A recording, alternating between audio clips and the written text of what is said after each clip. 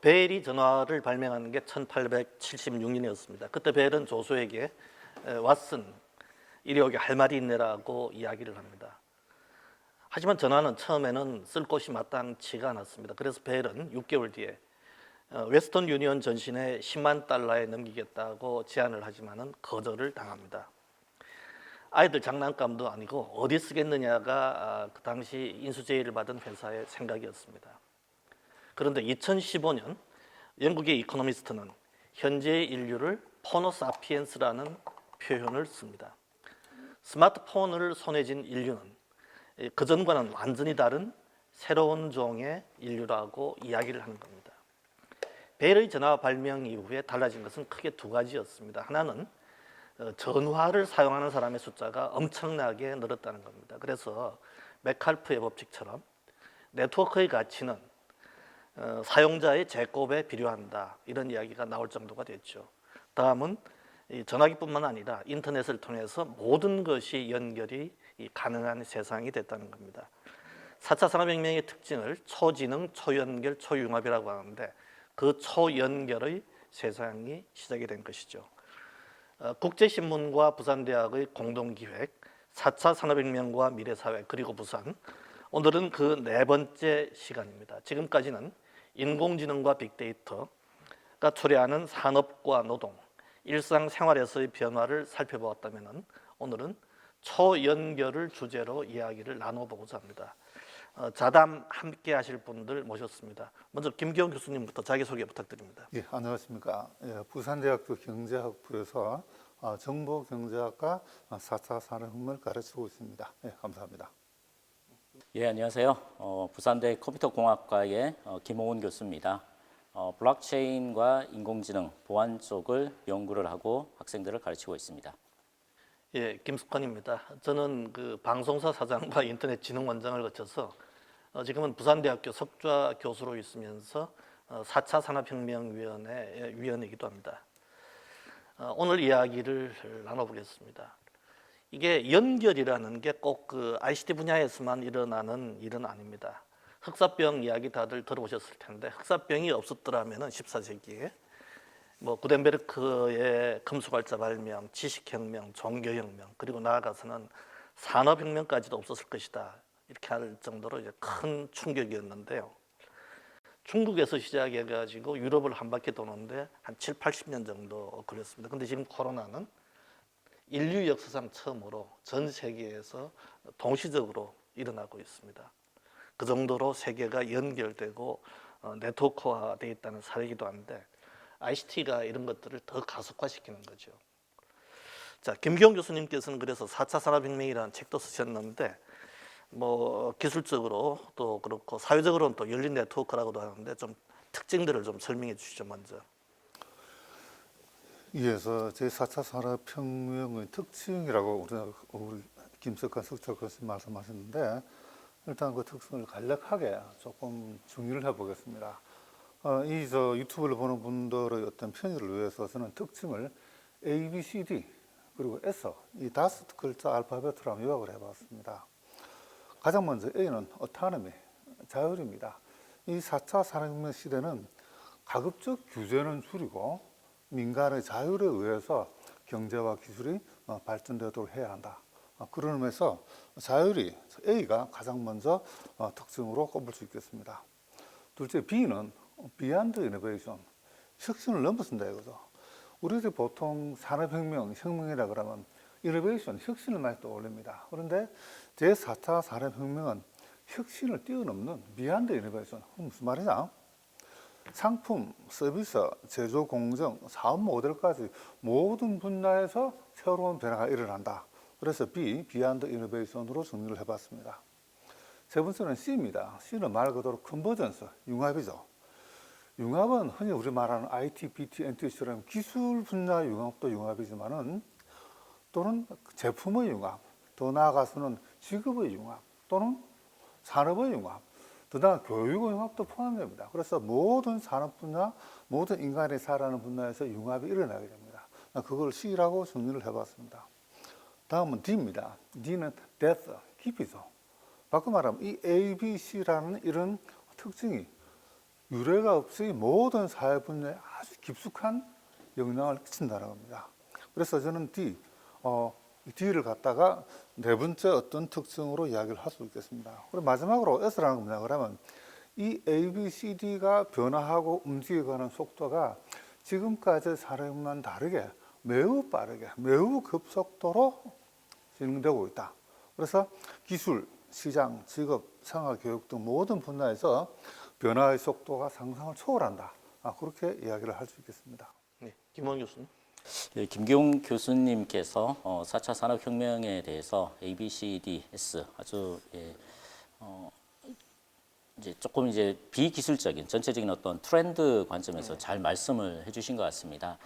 저는 이제 컴퓨터 공학과에 있으니까 그 A, B, C, D, S를 기술적인 관점에서 한번 말씀을 드리면 우리가 이제 A라고 하면 이제 조금 전에 이제 김기용 교수님께서 autonomous 이제 이 자율 뭐 자동 뭐 이런 관점에서 말씀하셨는데 그것을 사실은 실현하는 것은 결국은 autonomous를 실현하는 게 AI라고 인공지능이라고 볼 수 있을 것 같습니다. 그리고 이제 B라고 하면 우리가 이제 인공지능의 핵심이 되는 실제 이제 어떤 연료가 되는 거죠. 연료가 될 수 있는 빅데이터라고 이렇게 또 볼 수가 있고요. 그래서 뭐 최근에는 뭐 잘 아시는 것처럼 거의 모든 곳에서 데이터가 지금 생성이 되고 있고 이 데이터 자체가 굉장히 그 다양한 종류와 그리고 양이 많습니다. 그래서 이제 우리가 빅데이터의 B 이렇게 현재 어떤 4차 산업혁명의 어떤 트렌드를 말씀을 드릴 수가 있고요. 그리고 C라고 하면 뭐 여러 가지가 있을 수 있겠지만 그래도 또 클라우드를 또 뭐 대표적으로 또 말씀을 드릴 수가 있을 것 같습니다.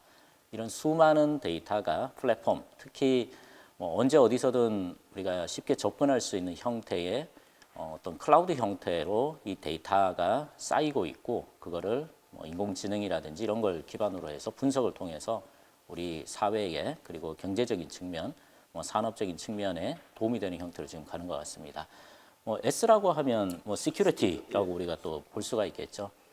사실 이 데이터가 쌓이면 결국은 우리 개인 프라이버시라든지 그리고 뭐 사물 인터넷 우리 환경 전체가 보안이라는 시큐리티라는 특성이 또 그런 요인이 굉장히 또 중요하게 됩니다.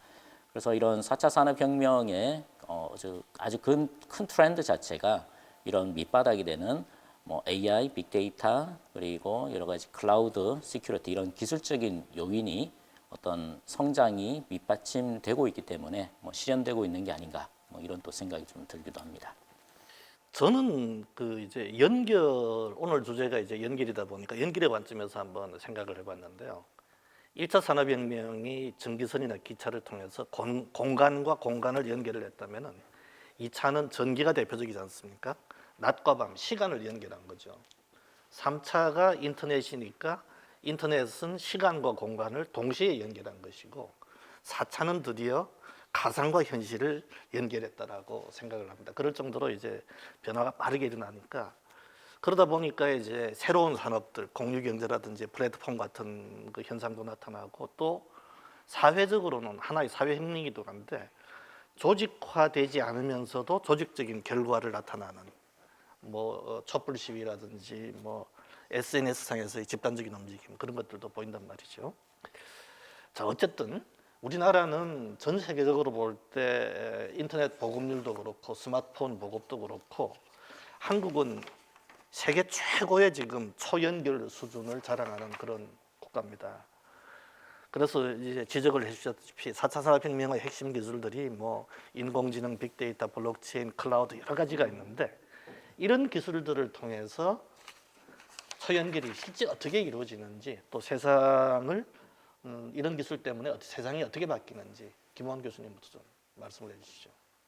그렇죠. 이 기술이 보면 아까 뭐 잠깐 말씀드린 것처럼 AI, 빅데이터, 클라우드 그리고 사물 인터넷 그리고 이로 인해서 여러 가지 뭐 보안 취약성, 뭐 프라이버시 침해 이런 문제가 뭐 생기고 있는데요. 결국은 이런 어떤 기술적인 요인, 아까 또 뭐 김기용 교수님께서 말씀하셨고 그 김석정 원장님께서도 말씀하셨듯이 결국은 이 연결성, 하이퍼 커넥티비티라고 얘기를 합니다, 그죠? 초연결이라고 이렇게 얘기를 하죠. 그래서 이 하이퍼 커넥티비티가 예전에는 어떤 뭐 디바이스, 뭐 장치라든지 뭐 우리 뭐 대표적인 게 우리 스마트폰이죠. 어떤 하나의 개별적인 어떤 이런 장치 관점에서 연결성을 연결성을 봤는데 지금은 우리 일상생활, 산업적인 어떤 측면, 경제적인 측면, 사회적인 측면 이 전체가 사실은 크게 영향을 받고 있는 것 같습니다. 한 가지 예로 우리 얘기하고 있는 메타버스라는 게 보면은 메타데이터 플러스 그 유니버스인 거죠. 이 주위에 있는 모든 게 데이터화되고 의미 있는 어떤 정보로 바뀌면서 그게 하나의 거대한 이제 우리 일상생활의 우주처럼 되고 있는 그러면서 우리 현실의 여러 가지 문제점이라든지 이런 걸 해결해주고 교육의 효율을 높인다든지 심지어는 심리치료, 의료라든지 건강 쪽으로까지 이제 확대가 되는 거죠. 그래서 이런 흐름 자체가 예전에는 그냥 기술적인 관점에서 초연결성, 지능화, 실감화 이렇게 얘기를 하지만 결국은 이게 우리 생활 자체, 사회 자체, 산업 구조 자체를 바꾸면서 결국은 사람을 위한, 우리를 위한 어떤 흐름으로 가고 있는 게 아닌가.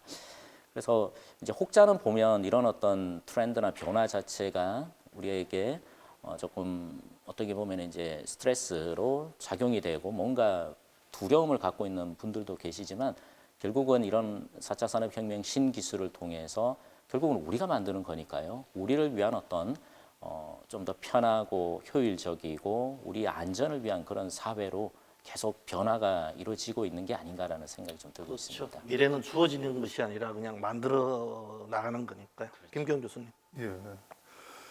그래서 우리 김호은 교수님께서 기술적 측면에서 말씀을 했기 때문에 저는 변화의 측면에서 조금 이야기를 해보겠습니다. 역시 또 보시는 유튜브를 보시는 분들 쉽게 이야기할 수 있도록 한번 요약을 해봤는데요. 제가 4차 산업 특성을 A, B, C, D, S라고 했지 않습니까? 그래서 이 연결이 어떻게 사회를 변화시키느냐를 예를 들어서는 ICBM이라고 이야기를 할 수 있겠습니다. ICBM은 인터컨티넨탈 발리스틱 미사일, 대륙간 탄도 미사일 아닙니까? 근데 그게 아니고 4차 산업 ICBM은 IoT, Internet of Things, C는 클라우드, B는 빅데이터, M은 모바일. 이렇게 제가 정리를 해봤어요. 그래서 사실 말하면 오늘 여러 번 나왔지만은 사물 인터넷과 클라우드, 빅데이터, 모바일을 합치니까 ICBM만큼 다시 말하면 대륙간 탄도미사일이 국가와 위협하는 것만큼 우리 생활과 모든 분야에서 큰 영향을 준다. 그렇게 이야기를 할 수 있겠습니다. 조금 더 자세하게 말해보게 되면은 저는 4차 산업혁명의 기본적 인프라를 두 개로 봅니다. 사물 인터넷과 인공지능 말씀하신 사물지능과 인공지능이 지금 모든 어떤 우리 생활의 어떤 인프라가 돼가지고 인간 생활의 전 능력을 바꾸고 있다. 그때 가정, 또 소매상, 사무실, 공장, 작업장, 트랜스포테이션, 도시 뒤에 나오겠지만 스마트 시티, 스마트 팩토리 또는 오토노머스 비컬, 우리 헬스까지 모든 분야가 바로 이 사물 인터넷과 인공지능과 함께 인프라의 영향을 받게 되거든요. 그 다음에 또 영향은 뭐냐면 빅데이터입니다. 우리 김원 교수님 여러 차례 말씀하셨는데 이 빅데이터랑 클라우드가 뗄래야 뗄 수 없는 관계거든요. 그래서 지금 저는 정말 우리가 관심을 가져야 할 중요한 사항 중 하나는 이런 클라우드를 통해서 우리가 빅데이터를 어떻게 관리해야 할 것인가, 이게 좀 초점을 맞출 필요가 있지 않나 생각하고 있습니다. 예를 하나 들어보게 되면 우리가 다 아는 마이크로소프트 있지 않습니까? 마이크로소프트 뭐로 유명합니까? 그건 윈도우죠. 근데 지금 마이크로소프트는 윈도우보다는 오히려 다른 분야를 통해서 수익을 얻고 있습니다. 클라우드죠. 에즈라고 하는 클라우드 서비스를 통해서 바로 또 마이크로소프트 새롭게 태어났거든요. 바꿔 말하면 이 변화하는 세상에서 클라우드를 통해서 빅데이터를 흡수하고 그것이 다시 사회를 변화시키는 이런 파지티브 피드백, 긍정적 피드백이 지금 이루어지고 있습니다. 마지막으로 저는 이 스마트폰인데 스마트폰에 왜 관심을 주냐 그러면 저는 개인적으로 지금 우리가 살고 있는 시대는 2차 이동성 시대가 왔다. 세컨드 모빌리티. 그럼 퍼스트 모빌리티는 뭐냐? 퍼스트 모빌리티는 스마트폰이다. 어디를 가더라도 스마트폰만 있으면 IT와 인터넷 접속할 수 있다. 그럼 세컨드 모빌리티는 뭐냐? 오토노머스 비컬, 자율주행차죠. 자율주행차에 통해서 옛날에 우리가 스마트폰을 통해서 할 수 있는 모든 일을 다 할 수 있고 그 이상의 일도 할 수 있다. 그래서 요약하게 되면은 ICBM이 바로 세상을 어떻게 변화시키는지 아마 요약할 수 있지 않을까 그렇게 이야기할 수 있겠습니다. 제가 조금 이제 프로세스별로 조금 더 보충을 하면은 이제 IoT 말씀하셨지 않습니까?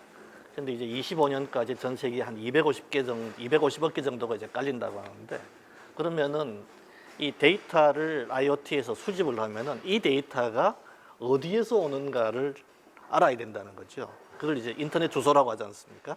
IP 버전 6를 쓰고 있는데 할당할 수 있는 주소의 개수가 농담 조금 보태면은 지구상에 있는 모래알의 숫자보다 더 많을 것이다 라고 이야기를 합니다. 그렇게 이제 데이터를 수집해 가지고 그걸 클라우드에 모으고 AI가 분석해 가지고 모바일 단계까지 이제 서비스를 낼 수 있도록 딱 뿌려주는 거. 이게 이제 그 어떻게 보내오는가를 이제 하는 게 이제 5G 망이란 말이죠. 제가 지난 주말 그 순천의 넥스포에 가가지고 KT 쪽에서 시연하는 5G망 시연을 봤는데, 서울과 제주에 있는 사람들이 5G 망을 통해서 테니스를 칩니다. 초연결, 초저지연, 초고속이니까 그게 가능한 거죠. 실감이 나던가요? 나죠. 그래서 5G 금방 이제 예. 원장님 말씀하신 것처럼 그 이제 몇 가지 특성이 있는데요. 이제 하이 밴드위스, 엄청나게 고속의 데이터를 이제 전송을 할 수 있는 이제 밴드위스, 하이 밴드위스라고 얘기를 하죠. 그리고 보면 이제 250억 개의 그 디바이스를 사실은 5G가 기본적인 설계 사상은 지원할 수 있도록 되어 있습니다. 그것을 5G 쪽에서는 매시브 IoT, 이제 대용량의 사물 인터넷 디바이스를 지원을 한다라는 그 이제 두 번째 특성이고요. 또 한 가지 특성이 아까 원장님 말씀하셨듯이 초저지연입니다. 그러면서도 또 하나가 그러니까 레이턴시, 굉장히 이제 응답 속도가 빨라야 되는 거죠. 그러면서 데이터가 많고 많은 장치를 연결을 시키면서 또 하나가 있습니다. 고신뢰성입니다. 그래서 사실 우리가 이런 통신을 하는 데 있어서 초연결성을 제공하는 데 있어서의 가장 중요한 특징 네 가지를 5G가 원래 설계 사상은 그것을 이제 지원을 할 수 있는 형태로 지금 만들어졌죠. 현재 사실은 우리가 지금 보고 있는 5G는 이제 주로 이제 디바이스, 스마트폰에서 기지국까지 정도의 수준이고요. 이제 제대로 된 5G, 6G로 가면 이제 조금 전에 이제 보셨던 그런 서비스처럼 엔드 투 엔드까지 서비스와 서비스 간의 그런 어떤 기능까지 지원을 한다, 이렇게 보시면 될 것 같습니다. 아까 이제 모두에서 이제 벨의 전화 이야기로 시작을 했는데요. 벨이 사실 그 뒤에 이제 독자적으로 회사를 차렸지 않습니까? 그게 AT&T가 되고, 이 AT&T가 창립 100주년인 1976년에는 세계 최대 기업의 자리까지 이제 오릅니다. 근데 2015년에는 다우존스 지수 대상 기업에서까지 쫓겨난단 말이죠. 전화기로 엄청 연결은 했는데 그 연결을 통해서 새로운 생태를 만들어내지를 못한 거죠. 그래서 연결도 중요하지만 연결을 통해서 무엇을 할 것인가, 무엇을 연결해서 또 무엇을 바꿀 것인가 하는 게 지금 이제 지속적인 고민입니다. 자, 그 아까 이제 산업계 변화 말씀해 주셨는데 아무래도 뭐 스마트 팩토리 이야기가 중심이 되겠죠. 그래서 김석환 석사 교수님 말씀하신 대로 이 사물인터넷은 연결성이죠. 그래서 이게 사물인터넷이 우리 인간의 모든 생활에 영향을 주는데, 이 경제적으로는 가장 먼저 우리가 관심을 가져야 할 것이 팩토리. 다시 말하면 사물인터넷과 팩토리를 결합한 걸 우리는 스마트 팩토리라고 그러거든요. 스마트 팩토리를 조금 더 이야기를 하게 되면 이렇게 볼 수 있겠습니다. 우선 스마트 팩토리를 만들기 위해서는 우리 공장의 모든 과정과 공정이 연결되어야 됩니다. 연결. 커넥티비티죠. 연결이 뭐 되느냐? 김은거 씨 말씀하신 대로 5G가 되겠죠. 연결해서 뭘 하느냐? 연결하면서 과정과 공정에서 이 돌아가면서 만들어지는 데이터가 만들어집니다. 그러면 그 데이터가 만들어져서 플랫폼에 모이겠죠. 그럼 빅데이터 될 거 아닙니까? 근데 빅데이터는 그다스로 의미가 없고 인공지능이 그 빅데이터를 분석을 해야 되는 거죠. 그래서 어떻게 하니까 코스트가 비용이 적게 들고 어떻게 하니까 더 많은 생산이 가능하고, 그래서 인공지능을 분석합니다. 그래서 이런 과정을 통해서 생산성과 효율을 높이는 그런 공장을 우리는 스마트 팩토리라고 합니다. 그런데 이 스마트 팩토리도 중요하지만 또 하나 더 있습니다. 3D 프린팅. 아시겠지만은 스마트 팩토리하고 3D 프린팅 결합함으로써 우리는 뭐냐 그러면 이 제조업 혁명을 가져온다고 이야기를 하고 있습니다. 지금 실제 진행되고 있습니다. 그래서 이런 제조업 혁명을 통해서 우리가 선진국에서는 어떤 일이 벌어지냐 그러면 리쇼어링, 해외에 나간 공장들이 다시 본국으로 돌아오고 있습니다. 예를 들어서 미국 같은 경우에는 애플의 맥 컴퓨터하고 이런 월프라 쓰죠. 네. 가전제품 만드는 거. 엘리베이터 만드는 오티스가 다시 미국 본국으로 돌아오고 있고, 특히 이런 제조혁명이 스마트 팩토리가 가장 발달된 독일에서는 여러분 사실 아디다스가 동남아 중국에 있던 그런 공장들이 지금 독일의 인스바우로 돌아왔습니다. 스피드 팩토리라고. 그래서 옛날에는 600명이 하던 일을 10명이 할 수 있게 되었습니다. 그래서 어마어마한 그런 변혁이 일어나고 있습니다. 또 하나는 이런 스마트 팩토리를 통해서는 미국 같은 경우에는 좀 말씀드린 제너럴 일렉트릭은 나가면 이 비행기 엔진 만드는 회사 아닙니까? 비행기 엔진의 모든 부분에 센서를 넣어가지고 그 데이터를 모읍니다. 그 데이터를 가지고 어떤 경우에 엔진 효율을 더 많이 높일 수 있는가? 바로 인공지능으로 분석을 하고 있습니다. 이 스마트 팩토리 그리고 어떤 스마트 팩토리의 그런 어떤 효과라고 할 수 있겠습니다. 그래서 지금 웅크타트는 이런 선진국의 스마트 팩토리의 3D 프린팅으로 리쇼링이 일어나니까 이런 우려를 하고 있습니다. 이런 스마트 팩토리가 어떤 가속화되게 되면은 선진국들이 개도국에 기술 지원을 안 해주고 개도국에 와 있던 그런 어떤 공장들을 본국으로 다 돌아가니까 개도국은 기술 이전 기회도 사라지고 일자리의 3분의 1도 없어지겠다 하는 그런 이야기도 하고 있는 상황입니다. 참 기술의 발전이 가져오는 그 국내적으로는 일국 내에서는 이제 부의 양극화가 전 세계적으로도 일어나고 있고 또 일어날 가능성이 높다는 그런 이야기시네. 예, 그런 측면에서 보면 그게 충분히 가능할 것 같습니다. 예. 사실 이 스마트 제조, 스마트 팩토리가 어떤 생산성 관점에서 기존에 사실은 이제 하기 싫은 이런 일들이 많았죠. 그러니까 이제 외국에 이제 다른 어떤 뭐 OEM식으로 개발을 하든지 뭐 생산을 하든지 했는데 그게 3D 일 자체가 어떻게 보면 굉장히 효율적이고 자동화되니까 3D 일이 이제 아닌 거죠. 그러니까 아마 이 선진국이나 어느 정도 발전이 된 그런 국가에서도 직접 제조 쪽에 어떤 그런 부분이 또 강조되는 거 맞는 것 같습니다. 그런 측면이 괜찮을 것 같고요. 그래서 제가 이제 좀 추가로 그러면 스마트 제조 쪽으로 조금 제가 한번 부산이라든지 지역에 있는 어떤 업체들하고 같이 일을 하다 보니까 몇 가지 좀 현실적인 어떤 그런 측면에서 보고 느낀 게 있어서 한번 말씀을 드리겠습니다. 이제 큰 기업들, 대기업들은 사실은 뭔가 자동화라든지 그리고 AI를 접목한다든지 그리고 어떤 장비에 대한 예지 보전, 뭐 고장을 예측한다든지 언제 이제 수리를 할 건지 이런 것들을 스마트 제조 환경 관점에서 그런 관점에서 바라보는데요. 이제 작은 중소기업들 같은 경우는 사실은 그런 아직 여건은 안 되죠.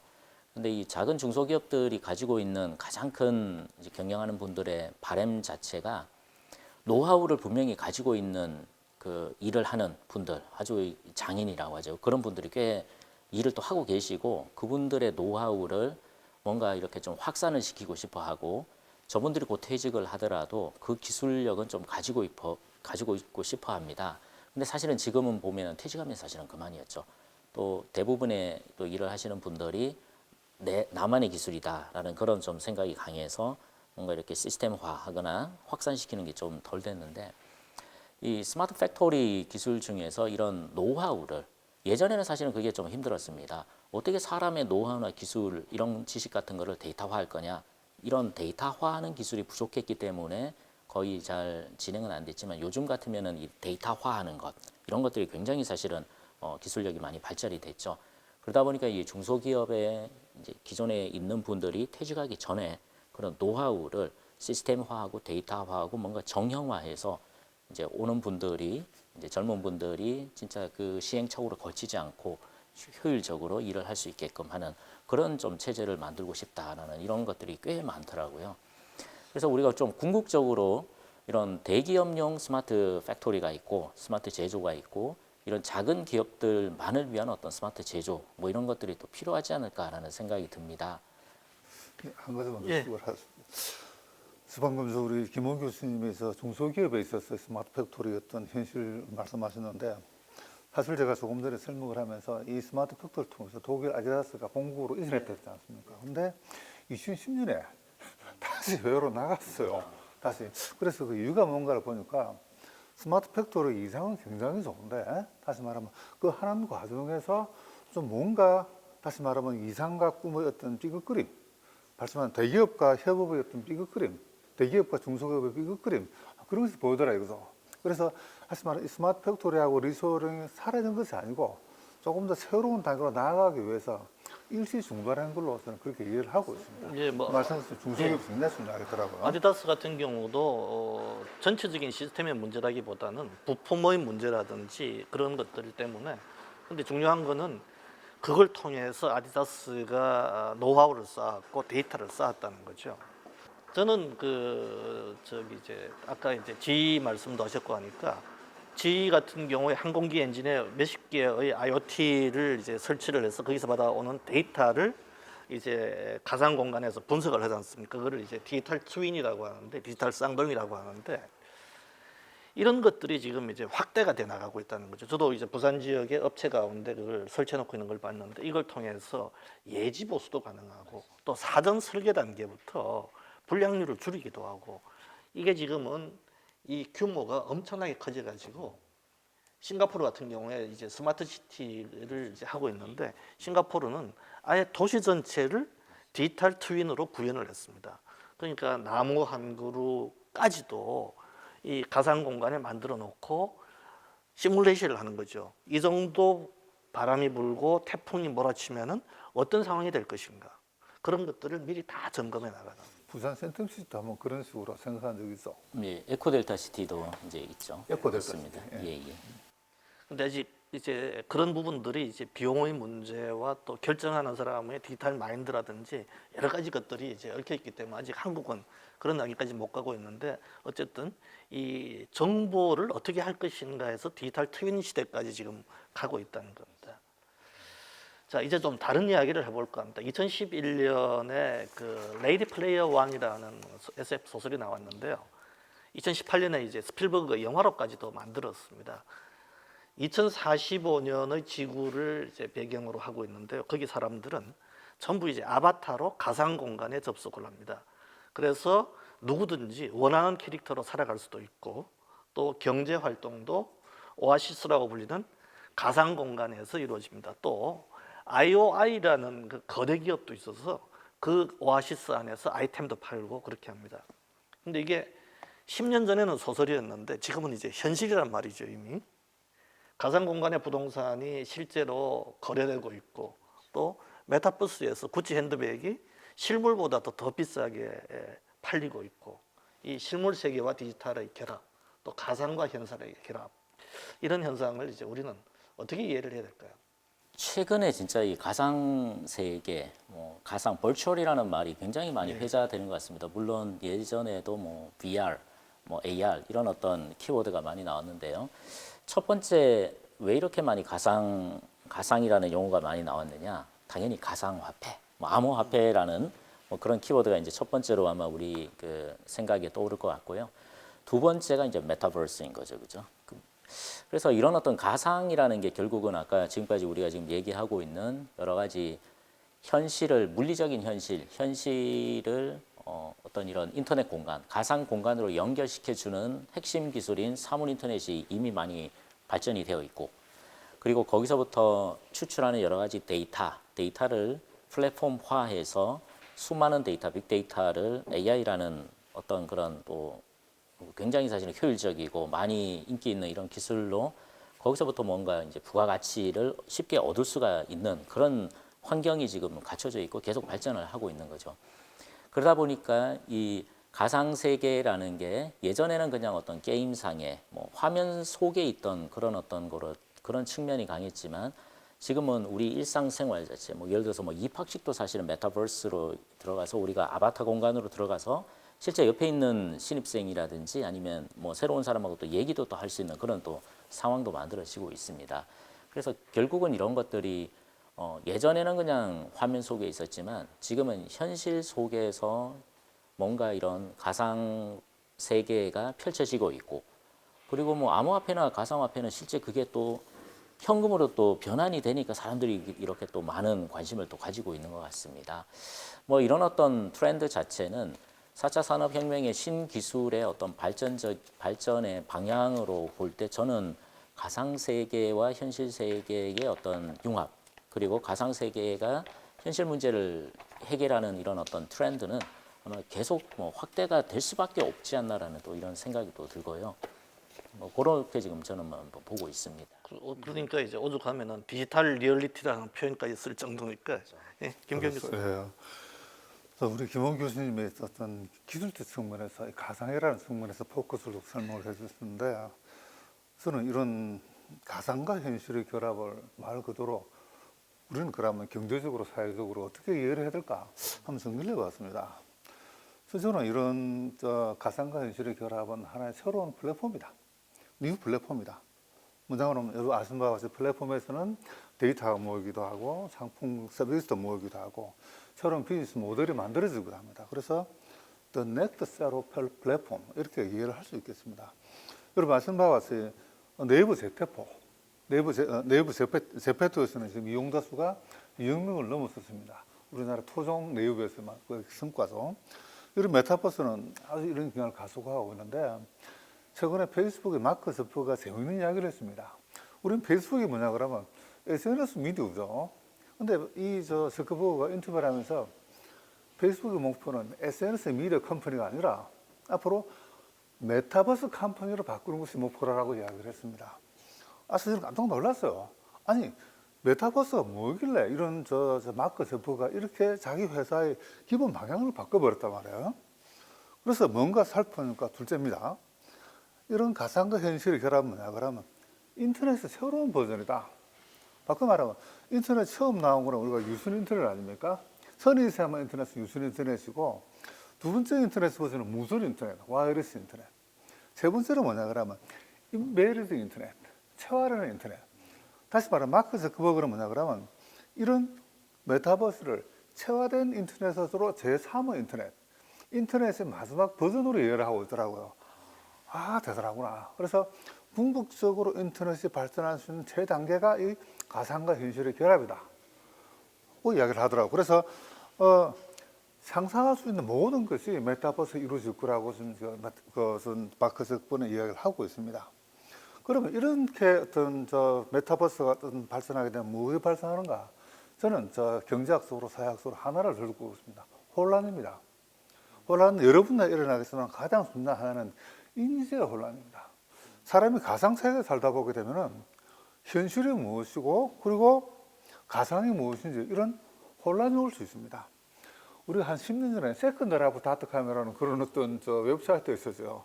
지금 메타버스 초기 버전을 할 수 있는데 사실은 너무 서비스가 안 좋아가지고 하다가 좀 사라져 버렸습니다.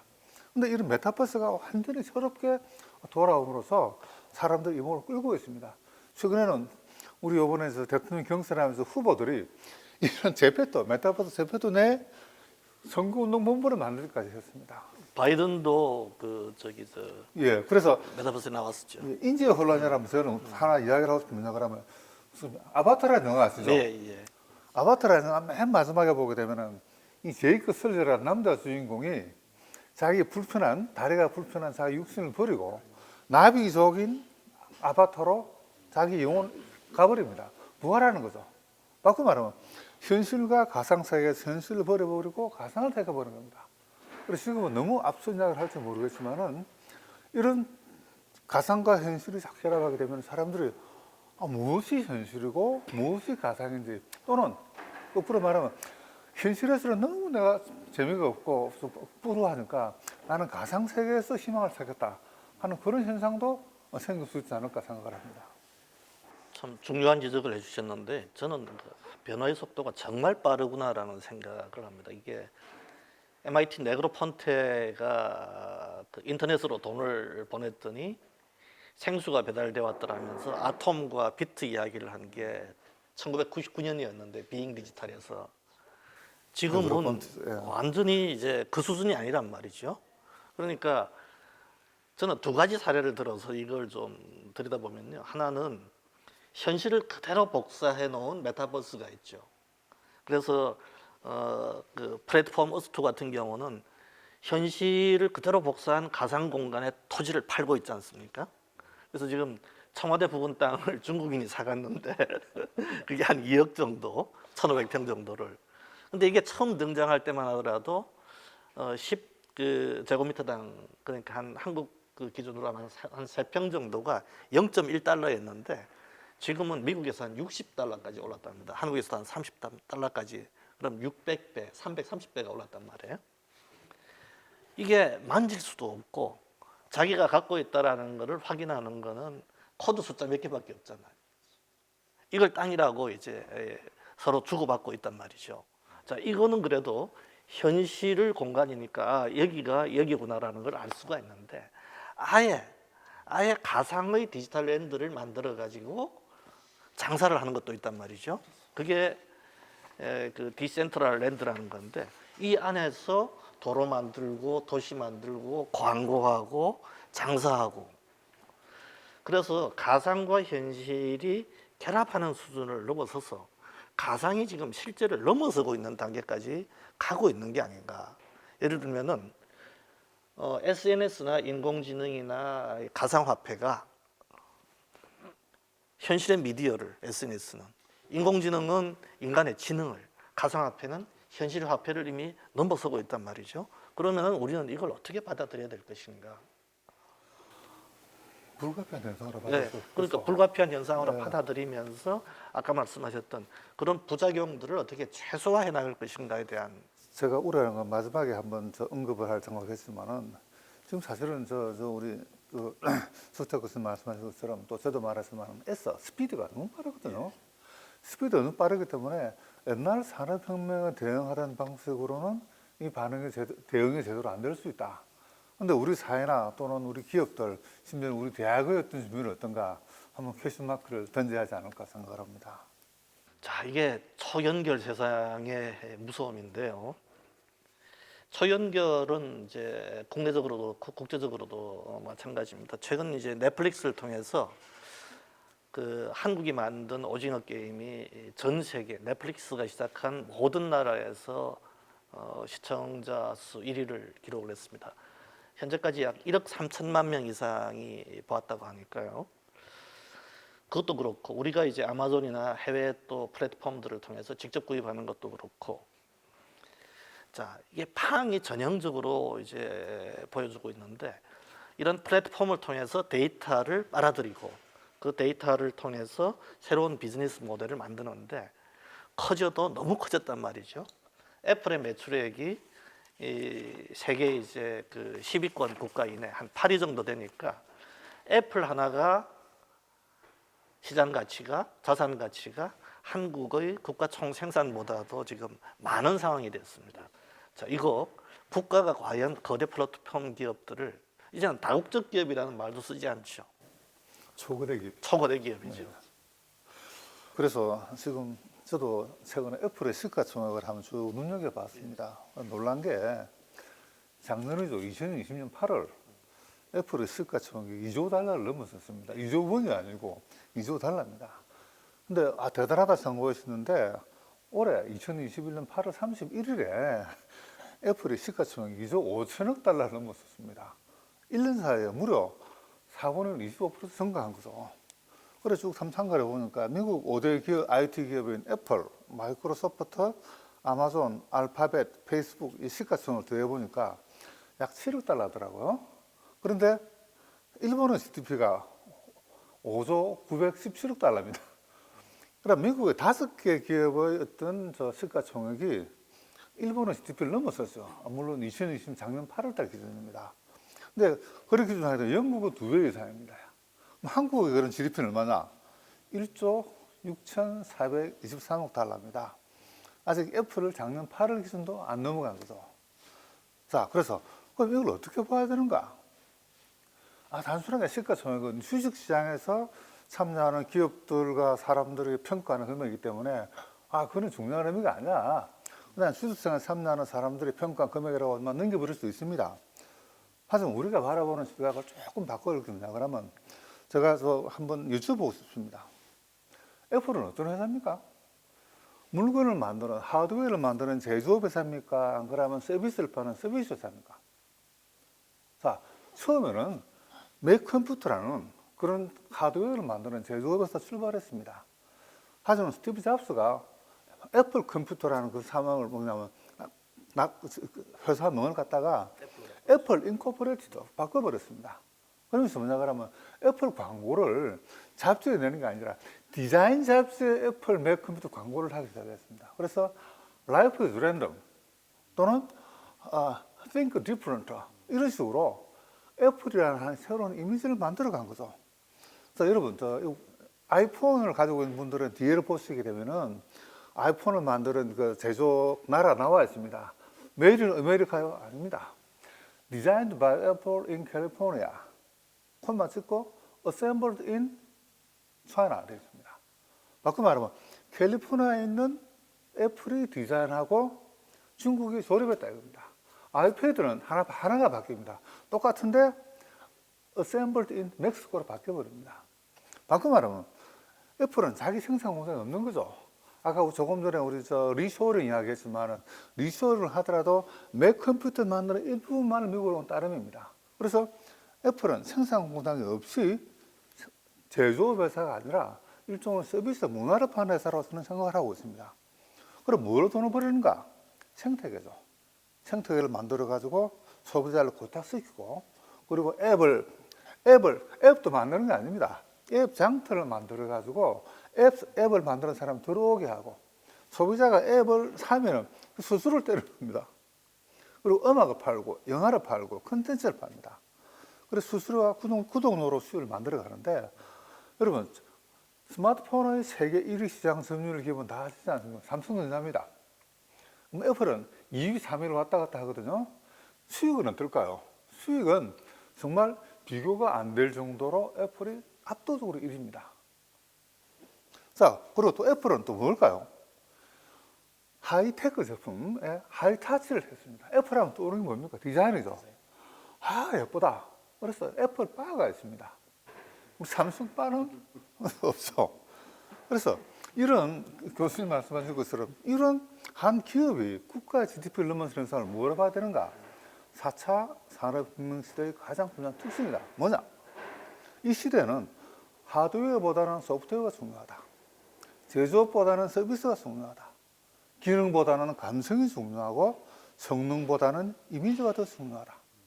그래서 이런 것을 고려해야 4차 산업혁명에 대비할 수 있는 국가와 기업과 개인의 대응책이 나온다고 이야기를 할 수 있겠습니다. 자기야 컴퓨터 등장한 이후에 이른바 인터페이스의 역사는 애플이 만들어 온 거니까. 그렇죠. 뭐 그런 관점에서 보면 이제 인터페이스고 그리고 또 어떤 사람의 어떤 감성적인 측면, 디자인이 바로 이제 감성적인 측면을 보니까요.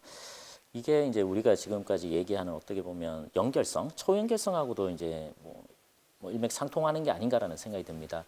이 초연결성 지금까지 이제 주로 얘기한 거는 마치 이제 통신이나 네트워킹 관점에서 데이터의 이동 관점에서 말씀을 드렸는데 이제 이 초연결성은 결국은 보면 사람의 감성적인 부분들 그리고 우리의 문화적인 측면들 이런 것들을 그리고 현실과 가상 이것들을 이제 직접 진짜 이제 우리하고 잘 접목을 시키는 그런 어떤 부분들을 이 결국은 기술에 의해서 그게 실현되는 게 아닌가라는 생각이 들고요. 또 조금 전에 이제 말씀하셨던 애플의 시가총액이 그러면 하나로 계산하면 대충 3,000조 정도가 되나요? 네. 예, 아마 그 정도 될 것 같습니다. 그래서 이제 또 이제 주식을 하는 분들은 보면 당연히 이제 미국에 이제 그 많은 돈이 있기 때문에 뭐 자국 기업에 많이 투자를 하기 때문이다 이런 생각도 뭐 그런 얘기도 하는 분들도 있습니다. 그런데 결국은 보면 미국의 이런 나스닥 시장, 애플이 아마 나스닥에 상장이 돼 있을 건데요. 나스닥 시장이 결국은 글로벌에서 접근할 수 있는 그런 시장인 거죠. 그래서 이 접근성이 결국은 좋은 예전부터 이 자본시장 자체가 접근성이 좋은 거기서 애플이 상장이 되고 그리고 이 미국의 이 힘에 의해서 이 디자인의 가치라든지 이런 것들이 많이 전 세계에 많이 확산되고 결국은 이제 글로벌 사람들 입장에서 보면은 접근하기가 용이한 거죠. 결국은 이 접근성이라는 것만을 그 관점에서만 보더라도 애플의 어떤 그런 지금까지 어떤 그런 성공이라든지 이런 것들이 다 이유가 있는 게 아닌가라는 생각이 좀 듭니다. 그래서 지금 물론 이제 우리나라나 우리 같은 경우는 조금 늦었지만 그래도 이런 신기술, 4차 산업혁명의 신기술 거기에 이제 대표적인 초연결성 관련해서 굉장히 사실 뭐 우리도 이러고 있고 많은 분들이 지금 열심히 하고 계시니까 이 외국에서 글로벌에서도 우리한테 그러니까 이제 우리가 뭔가 이렇게 커넥티비티를 많이 제공을 해줘야 되는 거죠. 그러면은 그분들이 우리 회사, 국내 회사에 더 많은 투자를 할 수 있고, 우리 브랜드 가치도 높아지고, 뭔가 밸류 자체가 접근성이 잘 유지되면 애플에 버금가는 그런 회사 업체도 만들어지지 않을까라는 그런 생각도 더 들고 있습니다. 저는 좀 걱정스러운 부분을 좀 말씀드리고 싶은데, 사실 이제 연결이 된다고 하더라도 이 연결을 이제 연결 되는 곳마다 여태까지는 게이트라는 게 있었단 말이죠. 각 국가별로 게이트가 있어서 사람이나 자원이나 돈, 자본의 그 이동들을 이제 통제하거나 관리하고 해왔는데, 이런 것들이 지금 이제 굉장히 빠르게 무력화될 가능성이 있다. 스타벅스 사례를 저는 아주 주의 깊게 보고 있는데, 스타벅스 코리아가 이른바 이제 사이렌 오더라는 이름으로 국내의 소비자들이 스타벅스에 디파짓 해놓은 돈이 1,800억입니다. 전 세계적으로 공개는 하지 않고 있는데 한 1조 원 정도가 지금 넘을 거라고 지금 추정을 하고 있단 말이죠.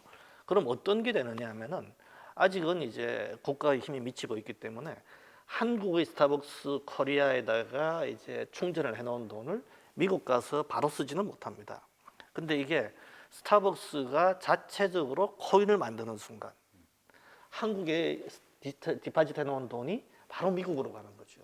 그러면은 어떤 문제가 생기느냐 하면은 외환관리법, 자본 이동, 자본 거래에 따른 법률, 이런 것들이 다 무력화돼 버립니다. 그럼 국가 권력들이 이걸 어디까지 바라보고 있을 것인가?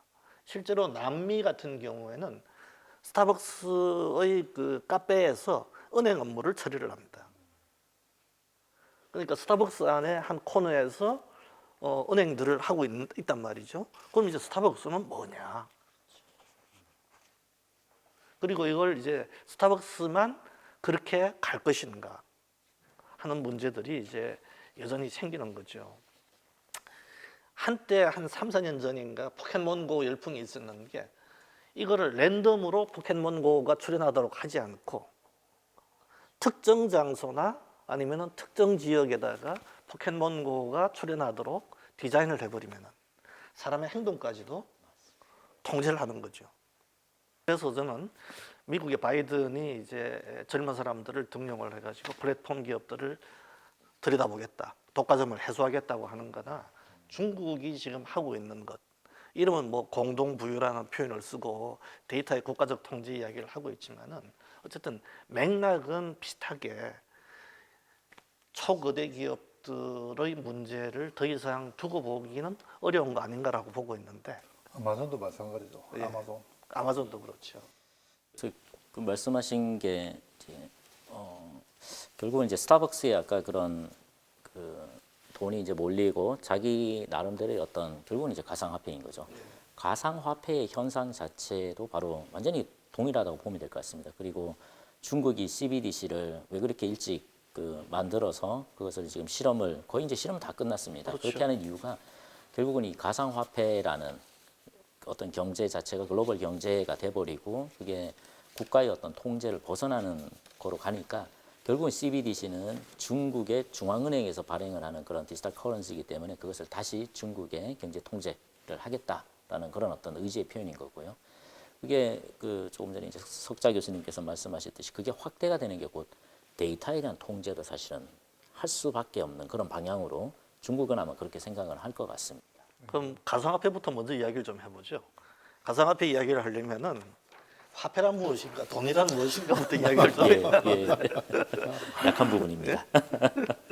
그 13세기에 그 마르코 폴로가 동방견문록에서 이제 자기가 중국에 가봤더니 원나라 사람들이 종이 돈을 쓰고 있더라. 그러니까 그때 이탈리아 사람들 전부 마르코 폴로가 거짓말쟁이라 그랬단 말이죠. 실제 종이 돈이 나온 거는 그보다 한참 전이었는데 송나라 때 처음 나왔으니까. 그래서 이제 종이에 대해서 사람들이 가치를 부여하고 신뢰를 부여한, 그럼 그게 돈이란 말이죠. 자, 가상화폐 혹은 CBDC 뭐 다 이런 이야기인데 어떻게 봐야 될까요? 그래서 가상화폐라고 좀 쓸데없이 말씀하셨는데, 저는 조금 우선 용어를 좀 설명을 하고 싶은데, 지금 우리 김한 교수님도 지금 저 가상화폐라고 아까 가상현실 이야기하면서 가상 속에 포커스를 맞춰서 가상화폐라고 이야기를 했거든요. 사실 이 가상화폐라고 하면 온라인상에서 이루어지는 거래를 백업하는 그런 화폐, 거래를 갖다가 중재하는 그런 화폐 생각할 수 있는데 사실 지금 우리가 좀 관심을 가지고 있는 비트코인, 뭐 이더리움, 뒤에 나오는 CBDC 같은 그런 어떤 화폐들은 그 가상화폐라기보다는 정확하면 좀 크립토커런시, 암호화폐. 암호화폐죠. 예, 암호화폐라는 표현은 정확하지 않을까. 물론 가상화폐라 암호화폐도 가상화폐 포함되지만 예. 가상화폐에서 포함되면 가상화폐라고 하게 되면 막 지금 우리 논의를 너무 벗어나가요. 맞습니다. 가상화폐 개념이 더 큰 거죠. 모든 화폐가 맞습니다. 되어버리거든요. 예, 예. 그래서 지금 설득에서 말씀은 그중에서도 저 암호화폐 소스 말씀을 걸 이해를 하겠습니다. 자, 이 암호화폐에 대해서는 지금 두 가지 시각이 존재하고 있습니다. 이게 화폐다, 화폐가 아니다. 자산이다, 자산이 아니다. 망할 거다, 망한다는 것이다. 자, 그래서 지금 첫 번째야. 이게 돈이다, 돈이 아니다. 경제학적으로 보게 되면 이것 암호화폐는 아직까지는 화폐라고 말하기가 좀 어렵습니다. 우리가 하나의 어떤 특정한 어떤 재화를 화폐라고 말하기 위해서는 세 가지 조건이 충족한데 세 가지 조건 중에서도 이 암호화폐는 뭘 충족 못한다 그러면 가치가 굉장히 불안정합니다. 두 개는 만족합니다. 하나는 이거 거래 단위를 측정할 수 있고 또 교환의 매개로 쓸 수 있습니다. 우리가 비트코인 가지고 인터넷에서 파리밖에 빵 살 수 있습니다. 그리고 0.1 비트코인, 0.001 비트코인 해가지고 측정할 수 있거든요. 하지만 이 가치가 뭐 엄청나게 등락해가지고 1 비트코인에 뭐 $10,000 가다가 또는 뭐 100,000달러 들어가기 때문에 가치 저장 수단을 볼 때 경제학적으로는 아직 이 암호화폐는 화폐라고 하면 이르다. 크루그만도 그런 주장을 하고 있습니다. 자, 근데 두 번째, 그럼 화폐가 아니면 자산이냐? 에셋, 다시 말하면 우리 경제 불안기에 금에 투자하듯이 그럼 비트코인 같은 암호화폐 투자하면 안 되느냐?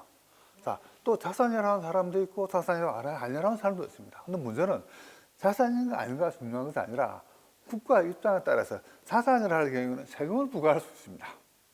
네가 자산 투자 정보에서 세금 내라 이겁니다. 자산이 아니면은 세금을 부과할 근거가 없습니다. 그래서 이거는 자산인가 아닌가 그 자체가 중요한 것이 아니라 각 국가가 정책적으로 자산으로 볼 것인가 보지 않을 것인가 입장을 정해가지고 좀 민망하지만 세금을 부과할 것인가 말 것인가 하는 그런 차원에서 문제를 볼 수 있겠습니다. 세 번째 과제, 망할 것인가 망하지 않을 것인가. 역시 마찬가지입니다. 어떤 사람은 이 암호화폐는 망할 거라 주장합니다. 어떤 사람은 이 대체적으로 성장할 거라 주장합니다. 자, 그래서 뒤에 CBDC가 나중에 나오게 되는데 이 CBDC가 이런 암호화폐를 대체할 것이라는 말도 있고 대체하지 않을 것이라는 말도 있습니다. 바꿔 말하면 암호화폐는 아직 논쟁 중입니다. 그렇게 얘기할 수 있습니다. 이제 CBDC 뭐 조금 더 그러면 한번 말씀을 하셔가지고 조금 추가로 한번 말씀을 좀 드리면요. CBDC는 결국은 이제 암호화폐가 너무 이제 확산이 되고 하니까 국가적으로도 사실은 규제가 들어가고 이 어떤 돈이라든지 이런 것들에 대한 통제권을 잃어버릴 가능성이 있는 거죠. 아까 뭐 페이스북 관점도 그렇고 사실은 뭐 이게 또 가상 현실하고 가상 세계하고 결합이 되면 파괴력이 엄청나게 되는 거죠. 자, 그래서 이제 CBDC가 지금 여러 곳에서 만들어졌고 우리나라도 사실은 지금 실험적으로 하고 있습니다. 근데 결국은 이 CBDC가 중앙은행에서 발행해서 이 암호화폐에 대한 주도권을 잡겠다. 근데 CBDC가 또 몇 가지 특징이 있습니다. 조금 전에 이제 암호화폐가 과연 이런 통화로서 우리의 가치가 있을까? 가장 단점 중에 하나가 가치가 등락한다는, 그죠? 그런데 CBDC는 당연히 그걸 픽스를 시키겠죠. 스테이블 코인이라고 그렇죠. 하죠. 스테이블하게 만드는 그런 형태로 되겠죠. 그리고 두 번째가 보면 우리는 돈은 보면 물론 이제 신용카드는 네트워크 포스 단말기가 있는 데서 쓸 수 있지만 당연히 돈은 오프라인에서도 쓸 수 있습니다. 그것처럼 CBDC도 오프라인에서 네트워크가 안 되는 상황에서도 암호화폐의 어떤 그런 특징, 결제가 이루어지는 네트워크가 끊어진 상황에서도 이걸 사용을 해야 진짜 이 화폐로서의 가치가 있습니다. 지금 사실은 그것도 실험적으로 하고 있는 그런 상황입니다. 이런 어떤 움직임, 이런 것들을 보면 결국은 이 CBDC의 움직임 자체는 결국은 뭐 저는 이제 완전히 이제 개인적으로 사적인 그런 말씀을 드리면 암호화폐는 CBDC가 성장하면 할수록 몇 개의 암호화폐들은 그거랑 상충되는 게 몇 가지가 있습니다. 그것들은 아마 실패를 할 거예요. 시장에서 퇴출되겠지만 보완적인 역할을 하는 그런 경우가 있을 겁니다. 자산이 되겠네요. 그렇죠. 그게 바로 그겁니다. 금방 말씀하셨던 디지털 자산으로서의 가치. 예를 들어서 뭐 우리 NFT라고 해서 non-fungible 토큰이라는 거는 보면 조금 전에 이제 땅 얘기를 할 때는 완전히 가상 세계에서의 땅은 진짜 실물하고 바인딩이 안 됩니다. 하지만 이 실물하고의 바인딩이 되는 특히 명화에 대해서 소유권을 가지고 있는 사람들이 그거에 대해서 NFT 그림이죠. 그림에 대한 소유권을 가지고 있는 분들이 그거를 non-fungible 토큰화해서 실제 실물 그림과 이 NFT랑 바인딩이 완벽하게 된다라고 하면 이건 기술적으로 좀 가능한 여러 가지 기술들이 사실 있습니다. 그렇게 되면은 이거는 디지털 자산으로서의 가치가 높고요. 조금 전에 이제 애플의 주식이라든지 이런 것들이 왜 그렇게 높을까라는 게 저는 이제 말씀드릴 때 접근성 관점이다. 이런 측면이 있다고 말씀드렸는데 결국은 수많은 사람들이 인터넷을 통해서 쉽게 NFT에 투자를 할 수 있다라고 하면 실제 가치보다 우리가 지금 그림의 가치보다 투자하는 사람이 많으면 당연히 디지털 자산의 가치는 더 높아지겠죠. 고평가 가능성 많죠. 그렇죠. 예. 근데 그게 고평가라기보다도 한번 평가가 되면 그게 그 가치가 돼버리는 거죠. 그 아주 독특한 측면이 또 있지 않습니까? 그런 차원에서 보면 이 암호화폐라는 게 CBDC하고 어느 정도 균형을 저는 유지를 할 거라는 그런 또 생각이 들고 이 나름대로 이제 이 블록체인이라는 밑바닥에 깔려 있는 그런 서비스가 확산이 되면 될수록 뭔가 나름대로의 포지션을 잡을 수 있을 것 같다라는 그런 또 생각이 저는 듭니다. 이 문제를 이제 그 화폐 발행의 이익, 시너리지 이펙트라는 그 정치적 관점에서 좀 보고 있는데요. 예를 들자면은 1944년 7월에 미국 브레튼 우즈에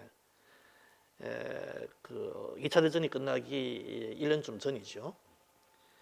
몇십 개국의 재무 책임자들이 모여서 전후 체제를 논의를 합니다. 거기서 IMF가 만들어지는데 그때 영국을 대표했던 케인즈가 방크론이라는 국제통화 이야기를 끄집어내는데 미국이 그거를 단호하게 자르죠.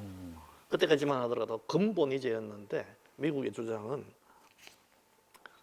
아니 금이 그 세계금의 80%가 미국에 있는데 너희들 금 없잖아 이거였단 말이죠. 예. 그래서 케인즈가 방크론이라는 새로운 이제 국제 통화를 만들어서 통용시키자고 했음에도 불구하고 그게 이제 좌절되는데 1971년에 닉슨이 불태환 선언을 하면서 이제 미국의 달러나 아프가니스탄의 화폐나 폴란드 망명정부의 지폐나 성격이 다 똑같습니다. 종이에다가 그냥 잉크 묻혀서 인쇄한 겁니다. 그거를 뒷받침해주는 가치는 어디에도 없다는 거죠. 근데 현실적으로 알다시피 100달러짜리 지폐를 만들었다라고 하면은 그 원가가 제조 원가가 얼마나 드는지는 모르겠지만은 제조 원가를 제외한 나머지의 이익은 발행 주체가 가져가는 거란 말이죠. 이거를 이제 그 패권 국가가 포기할 수 있을 것인가? 그래서 페이스북이 그 자기들 이제 암호화폐를 만들려고 했다가 실패한 것도 그런 거였는데, 자 그러면은 중국의 입장에서 달러 패권을 무너뜨리는 방법이 무엇이 있을 것인가? 그래서 이제 스테이블 코인이 계속 나오는 게 그런 부분이고, 저는 그래서 중국이 CBDC는 할 거라고 봅니다. 미국도 따라갈 거라고 봅니다. 그럼 한국 같은 경우는 어떻게 할 것인가? 이제 한국의 고민이 시작되는데, 한국은행이 지금 연구는 하고 있단 말이죠.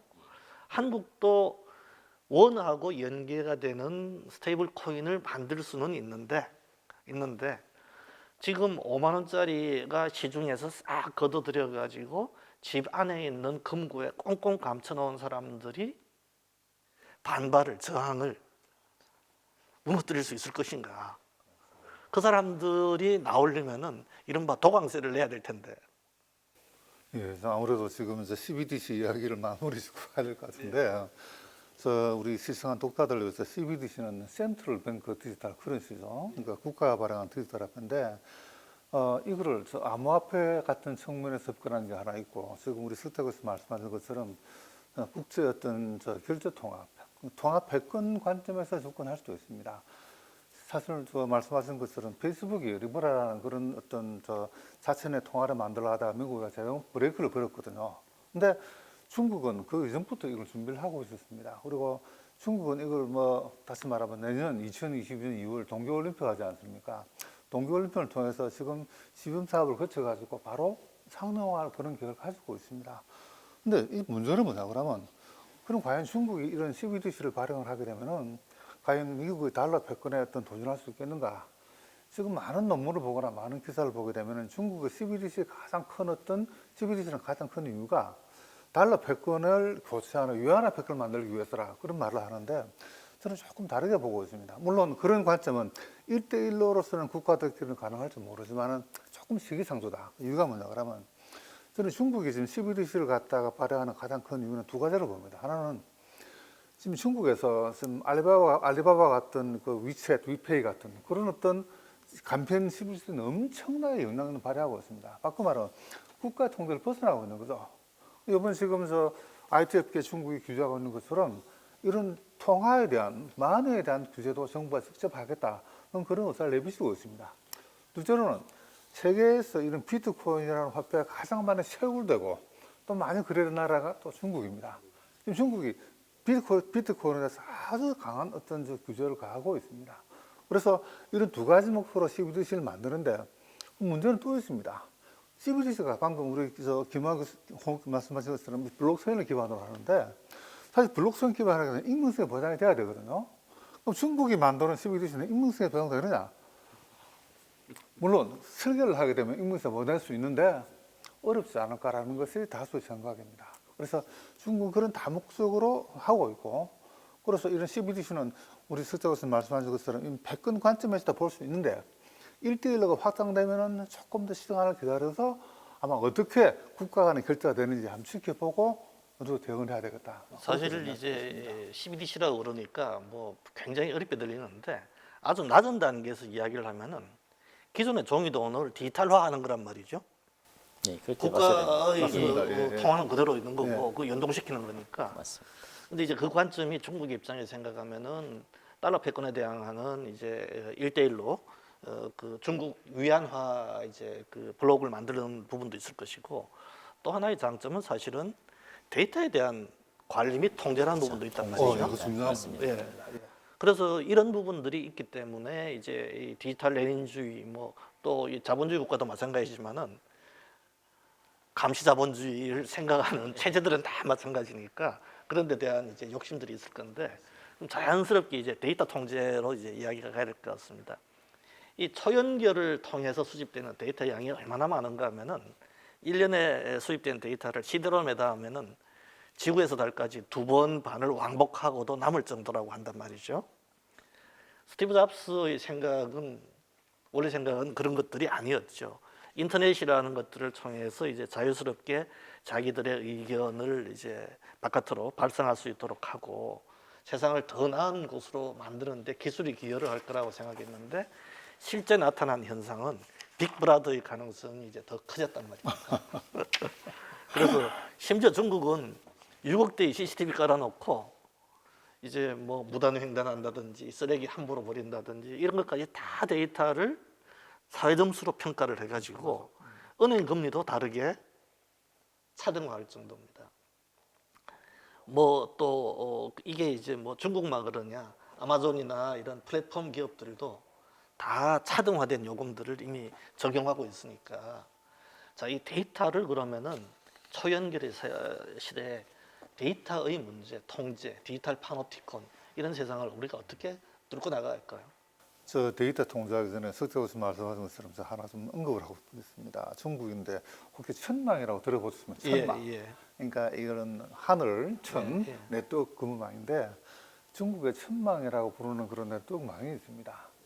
참고로 말씀드리면 우리가 작년 저 홍콩에서 민주화서 일어났을 때 시위대들이 가장 먼저 한 일이 뭐냐 그러면 가로수를 때려 부순 일이었습니다. 가로등하고. 왜 애꿎은 가로등을 때려 부수냐? 휴대폰 안 쓰고 현금 결제하고 가로등에 마스크 있는 쓰고 저 카메라가 예. 이런 데모하는 시위대를 쫙 쓰게 되면은 그 카메라에 있는 찍힌 얼굴을 통해 가지고 안면 인식을 통해서 누군지를 아이덴티피케이션하는 거죠. 누군지를 확인하는 거죠. 그래서 통해서 뭔가 하면 모든 사람들을 감시할 수 있게 되는 거죠. 그래서 또 한 가지는 지금 데이터 말씀 나왔으니까 지금 저 인공지능 아까 우리 김원근 씨 강조하시는데 인공지능의 발전 시기에 가장 중요한 것이 바로 빅데이터 아닙니까? 특히 개인정보 같은 것이 굉장히 중요하거든요. 근데 얼마나 많은 정보가 제공되냐에 따라 가지고 이 AI의 성능이 좌우되는데 지금 세계에서 이런 개인정보를 포함한 빅데이터가 가장 많이 아무런 별다른 제한 없이 제공될 수 있는 나라가 바로 중국이라고 생각합니다. 위험하거죠. 그래서 이런 중국을 볼 때는 이런 빅데이터라는 관점에서 볼 때는 또 최근에 이런 알리바바나 또는 엔트그룹 또는 디디추싱 이런 많은 어떤 중국 어떤 IT 다국적들 규제를 하고 있는데 그 목적이 뭐 공동 부유라고 이야기하지만은 우리 숫자 교수님 말씀하신 것처럼 데이터에 대한 주권, 너희들이 가지고 있는 데이터를 내가 가져가겠다 입니다. 그래서 국가가 데이터를 관리함으로써 여태까지는 통제를 못했던 부분을 통제를 하겠다. 하는 그렇게 중국 입장을 이해를 합니다. 그러면 이 데이터를 어떻게 그러면 우리가 그러면서 보호를 해야 되는가? 자, 이게 국가들이 바보가 아니거든요. 그래서 그 중에서 가장 먼저 앞서서 저는 개인정보랄까 데이터 보호를 한 나라가 EU입니다. EU가 뭐냐 그러면 GDPR, General Data Protection Regulation 해가지고 가장 일반적인 데이터 어떤 규제법을 만들었죠. 2016년에 만들었습니다. 이 어떤 GDPR에 의하면 개인정보 처리에 6가지 원칙이 있습니다. 6가지 원칙을 다 말하면 복잡하니까 3가지만 말씀드리겠습니다. 첫째, 삭제권이 있습니다. 내가 마음에 안 들면 내 정보로 삭제할 수 있는 권리를 보장을 해야 됩니다. 둘째, 이동할 수 있습니다. 내 정보를 너가 왜 가지고 있어야 하는가? 나는 이 정보를 다른 내 정보를 더 필요한 다른 데 옮길 수 있게 하는 이동권이 보장되어야 됩니다. 세 번째는 선택권입니다. 나는 이 정보를 너한테 안 주겠다, 안 주고 싶다. 이 정보만 가져가라. 이렇게 삭제권, 이동권, 선택권이 보호되는 형태로 개인정보를 보호를 하고 있습니다. 이 기본이고요. 그리고 EU에서 사업을 하기 위해서는 이런 개인정보 처리 원칙이 지켜지지 않으면 EU에서 사업을 할 수가 없습니다.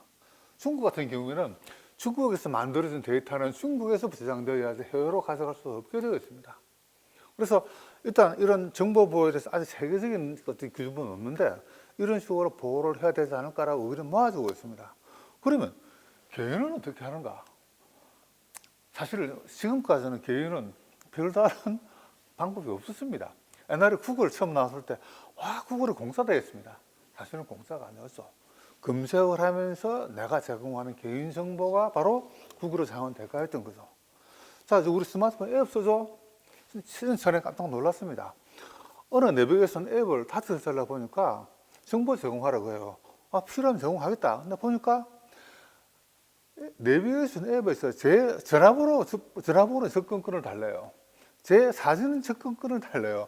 제 파일에는 접근권을 달래요. 거부를 했습니다. 아니, 내비게이션 지도를 하는데 제 개인정보가 왜 필요합니까? 그런데 지금까지는 우리가 앱을 설치하게 되면 그냥 무작정 눌러버려 말았거든요. 애플 아이폰이 이제 그런 식으로 조금 변화했는데 개인들이 이렇게 주의를 환기함으로써 이런 개인정보를 어떤 사용하는 기업들이 조금 개인정보를 보호하도록 압력을 가하고 사회적인 여론을 환기할 필요가 있다고 생각합니다.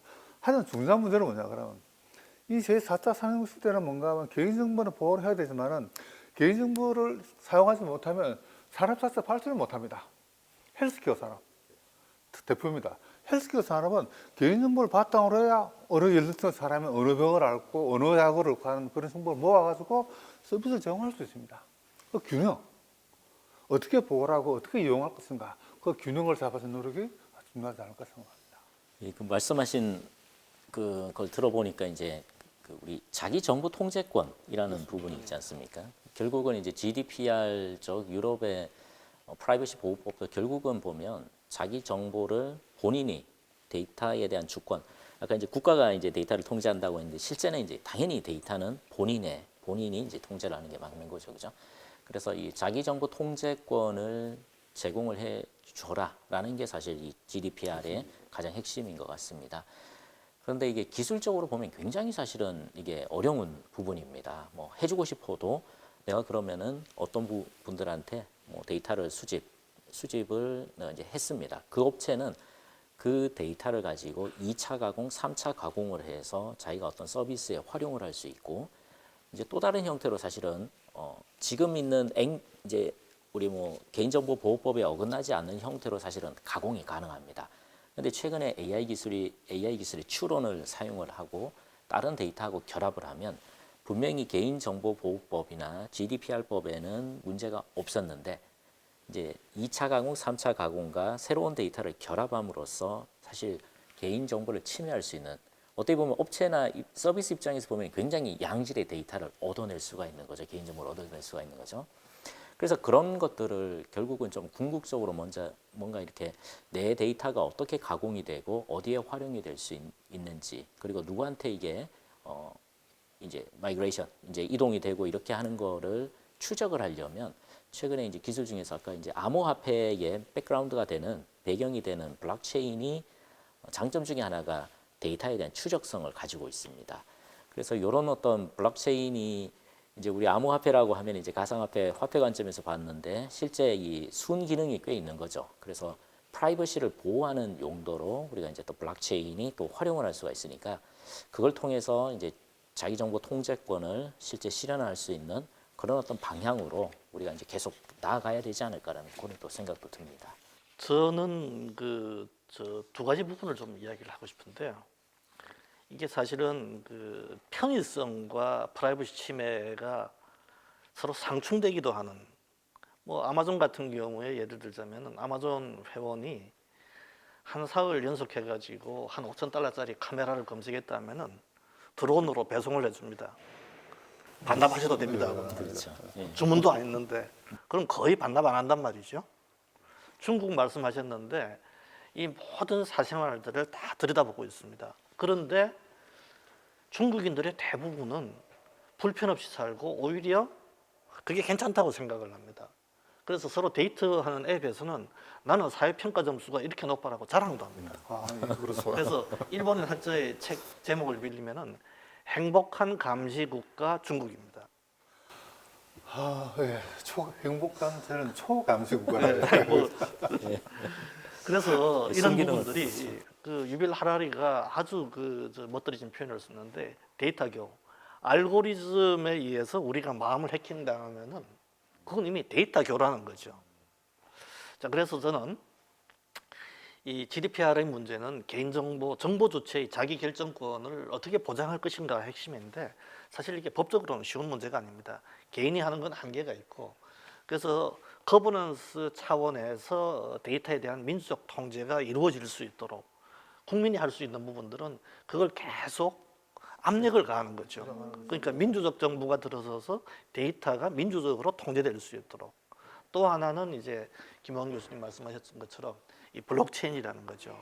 블록체인은 이 여태까지 이야기해왔던 우리가 초연결이라는 것은 데이터를 한 군데 모으는 거잖아요. 근데 이 모으는 게 여러 가지 문제가 있죠. 이 다 모아놨는데 이게 해킹당하면은 그냥 다 누출되는 것이고 또 하나가 들여다보는 사람이 악용할 수도 있고 그래서 이거를 기술적으로 푸는 것 가운데 하나가 블록체인이란 말이죠. 그래서 심지어 이게 초연결 사회의 백신이 될 수도 있다라고까지 블록체인을 이야기를 하는데 아까 이야기 이어가지고 좀 더 블록체인의 그런 이제 조금 전에 이제 그 블록체인의 어떤 추적성 뭐 그런 걸 통해서 이제 우리 데이터가 어떻게 활용이 되고 있고 필요하면 이제 더 이상 거기서 쓰지 마라라고 이렇게 통제를 할 수 있는 자기 정보 통제권을 좀 보장을 하는 그런 역할이 있다라고 말씀을 드렸고요. 이제 조금 전에 이제 그 우리 석자 교수님께서 말씀하셨듯이 통합되는 계속 쌓이는 데이터는 결국은 보면 어떤 한 어토리티 기관이나 국가나 기업이나 어떤 개인이 그걸 다 통제를 해버리는 거죠. 그래서 이 블록체인의 가장 첫 번째 또 다른 그 특징 중에 하나가 탈중앙화라고 하죠. decentralized 뭐 이렇게 얘기를 하는데요. 이게 분산하고 탈중앙화하고는 개념이 사실은 다릅니다. 물리적으로는 이렇게 데이터가 여러 곳에 흩어져 있는 것처럼 보이지만 분산화는 그냥 여러 네트워킹을 통해서 여러 곳에 있는 게 그냥 통합이 될 수 있는 그런 통합을 가정하고 이제 분산화 연결이 되는 거를 가정하고 이제 분산화라는 용어를 쓰는 거고요. 탈중앙화는 개개인의 어떤 기관의 이런 데이터가 자기네들이 통제를 하고 내가 굳이 이 데이터를 어느 한 곳으로 보낼 필요 없이 하지만 다 연결이 되어 있고 뭔가 부가적인 부가가치가 높은 어떤 서비스라든지 이런 것들이 가능한 그런 것을 이제 우리가 탈중앙화라고 얘기를 하죠.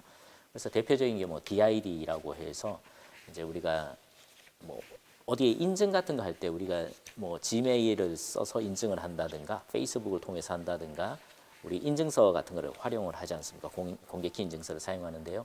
결국 이것들은 보면 어떤 특정 기관이나 업체에서 다 컨트롤하는 겁니다. 인증, 인가라든지 이런 기법들을 다 통제하는 건데 굳이 나는 우리 생체 정보라든지 내 패스워드에 대한 물론 이제 해시화 되지만 오픈하지 않겠다. 우리끼리 알아서 관리하고 이거에 대한 순 기능들, 인가 능력, 인증 기능까지 그 정도만 보장을 하겠다라는 게 블록체인이 사실 기술적으로 그게 가능해지는 그런 특성을 가집니다. 그래서 전체적인 정보를 굳이 어느 한쪽에 안 모아도 연결은 되지만 자기 정보를 어느 정도 통제를 할 수 있는 그리고 아까 말씀드렸듯이 이런 추적성을 제공을 해주는 이런 것들이 우리 블록체인의 좀 장점이니까. 쉽게 이야기하면 이런 거죠. 예, 예를 들면 이제 운전하다가 교통경찰이 이제 운전면허증 내라 그러면은 그 안에 다 들어 있습니다. 그렇죠. 이름, 사진, 생년월일, 주소.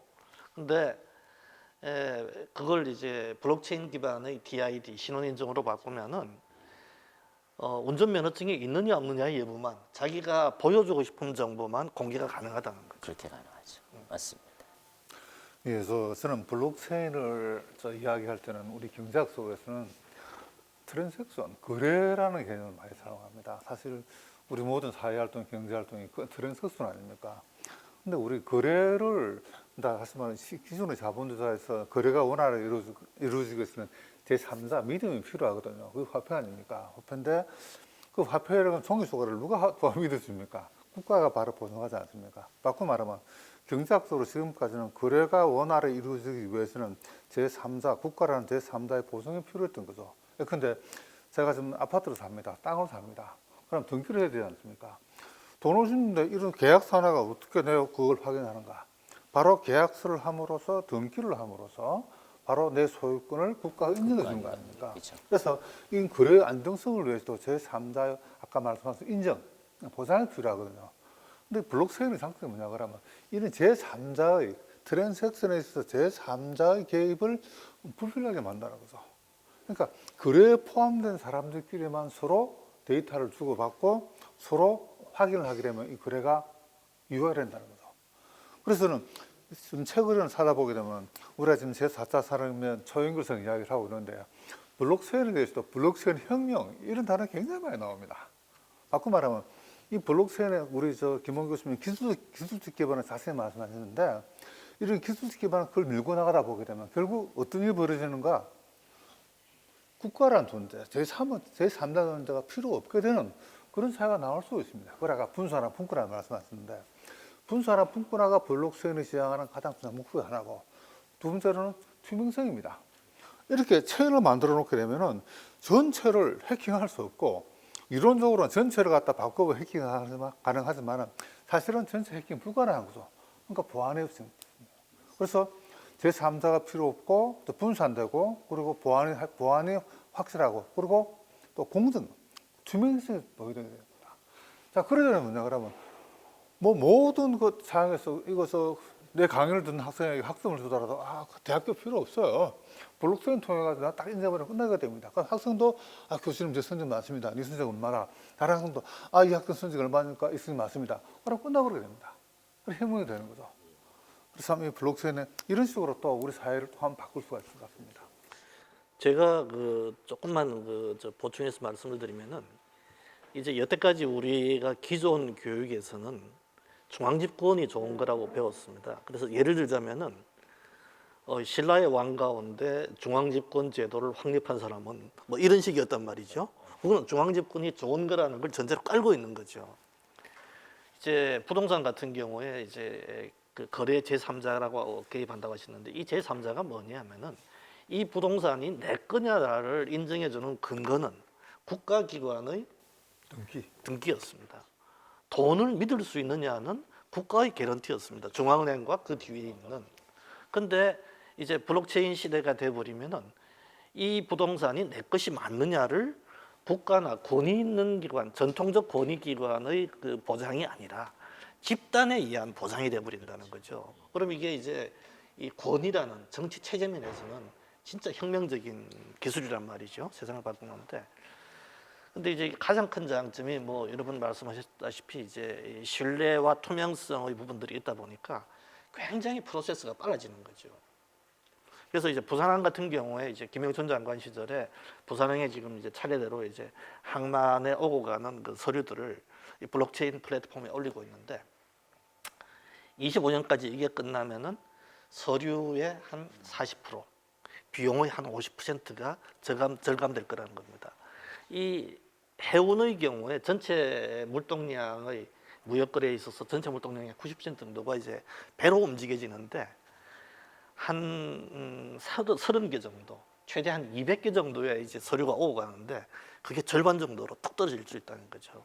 제가 최근에 교보에 이제 그 보험 시스템을 봤는데 저희가 보험금을 병원과 치료를 받고 이걸 보험으로 청구를 하려면은 병원에서 서류 떼 가지고 보험회사로 보내거나 찾아가거나 한단 말이죠. 블록체인 플랫폼에서는 병원에서 계산만 딱 하고 나면은 자동으로 그렇죠. 청구가 됩니다. 그래서 예, 석자 교수님 말씀하신 것처럼 이런 스피드가 그 빨라지는 게 보면 이게 블록체인이 데이터가 결국은 다 연결이 되는 거죠, 그죠? 그리고 또 기존의 어떤 서비스라든지 기존의 어떤 시스템에 블록체인을 접목을 시키는 거는 한 가지 대전제가 있습니다. 기존 시스템 자체나 프로세스가 정형화되어야만 블록체인이 또 적용될 수 있습니다. 그래서 결국 어떤 분야에 어떤 서비스에 블록체인이 접목이 돼서 잘 운영이 된다라고 하는 것은 정형화되었다라는 말하고 같은 말입니다. 정형화되면 어떻게 되죠? 바로 추적성이라든지 그리고 AI 기반을 통해서 데이터 분석이라든지 어떤 문제점이 뭔지라는 것을 실시간으로 또 디텍션이 가능합니다. 그래서 블록체인은 곧 데이터에 대한 정형화이고 그리고 정형화된 데이터는 AI나 빅데이터 분석 기술을 통해서 어떤 문제점을 실시간으로 파악을 하고 문제점이 있으면 또 개선을 하는 이런 또 부가적인 장점이 꽤 많다 이렇게 보시면 될 것 같아요. 자, 이제 좀 다른 이야기로 한번 해보죠. 인터넷이 처음 어쨌든 세상에 출현한 게 1959년인가 아마 그랬던 것 같아요. 그리고 나서 월드와이드 웹이 등장한 게 그로부터 한 30년쯤 뒤였고, 근데 역시 인터넷을 기반으로 해서 돈 벌기 시작한 것은 이제 겨우 한 20년 정도 됐단 말이죠. 그래서 블록체인 같은 경우에 그 지금 이제 인터넷 초기 뭐 아직 그런 정도 비유될 수 있을 텐데 아직도 계속 진화 중인 기술이라서. 근데 블록체인에서도 돈이 되는구나라는 것을 지금 증명하는 사례들이 NFT란 말이죠. 그렇죠? 근데 NFT에서 뭐 그 저기서 이세돌이 그 바둑둔 그 기보를 몇 억에 팔았다는 둥, 뭐 그다음에 누구는 또 어떻게 했다는 둥 이렇게 하는데 사실은 손에 쥐는 거는 그냥 그 링크 주소밖에 없단 말이에요. 이거를 이제 우리는 엄청난 돈을 주고 산단 말이에요. 자, NFT 현상 지금 어떻게 보고 계십니까? 제가 조금 전에 이제 NFT 잠깐 말씀 한번 네. 드린 것 같습니다. 그죠? 그래서 이 용어 자체가 좀 어려운 용어입니다. Non-fungible token. 그렇죠. 토큰이라고 하면 이제 우리 그냥 화폐 뭐 이런 식으로 우리 이제 대충 이해를 해도 되고요.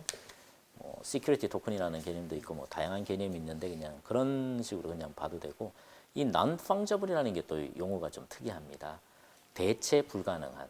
그러니까 어떤 다른 거로 이거를 수정하거나 위변조라든지 이런 것들이 힘들다. 그리고 뭔가 어떤 실물에 대해서 NFT를 적용을 했다라는 것은 사실은 원래 전제는 물리적으로 바인딩이 돼야 됩니다. 예를 들어서 이제 우리 다이아몬드 같은 게 왜 이게 얼마만큼 고급 다이아몬드인지 아닌지 이제 하려면 그 확인하려면 이게 어떻게 깎였는지 이제 빛을 투과해 보면 안다고 하지 않습니까? 근데 그게 일종의 패턴이 있어서 그 패턴 기반으로 특정 다이아몬드가 10개가 있으면 각각 다 다릅니다. 우리 마치 지문처럼 그 패턴을 디지털화해서 그거를 바인딩을 시켜서 NFT를 만듭니다. 그러면 NFT 토큰 자체는 실제 실물 다이아몬드, 물론 실물 다이아몬드는 어디 은행 창고 같은데 어디 아주 금고 같은데 잘 보관을 해야 되겠죠. 이런 식으로 하면 실제 NFT에 진짜 가치도 있고 뭔가 이렇게 또 접근성이 또 투자자들이 많이 접근할 수 있기 때문에 그 가치는 훨씬 더 높아지는 이런 뭐 그림이나 뭐 영화의 저작권을 가지고 있는 분들이 NFT를 만들면 뭐 음악이라든지 꽤 그림이 잘 나오는 형태가 되는 거죠. 그런데 이제 이게 아직 초기 단계니까 실제 바인딩이 안 된 완전히 이제 딴 사람의 땅이나 어떤 소유권도 없는 분들이 NFT 기반으로 해서 이제 기술만을 사용을 해서 그런 인터넷에서 수많은 그런 어떤 서비스도 하고 이런 경우가 좀 많은 것 같습니다. 그런 현상 자체가 이게 초기니까 물론 진짜 소유권에 대한 법적인 뭔가 그 지원을 받을 수 있느냐 안 되는 거죠.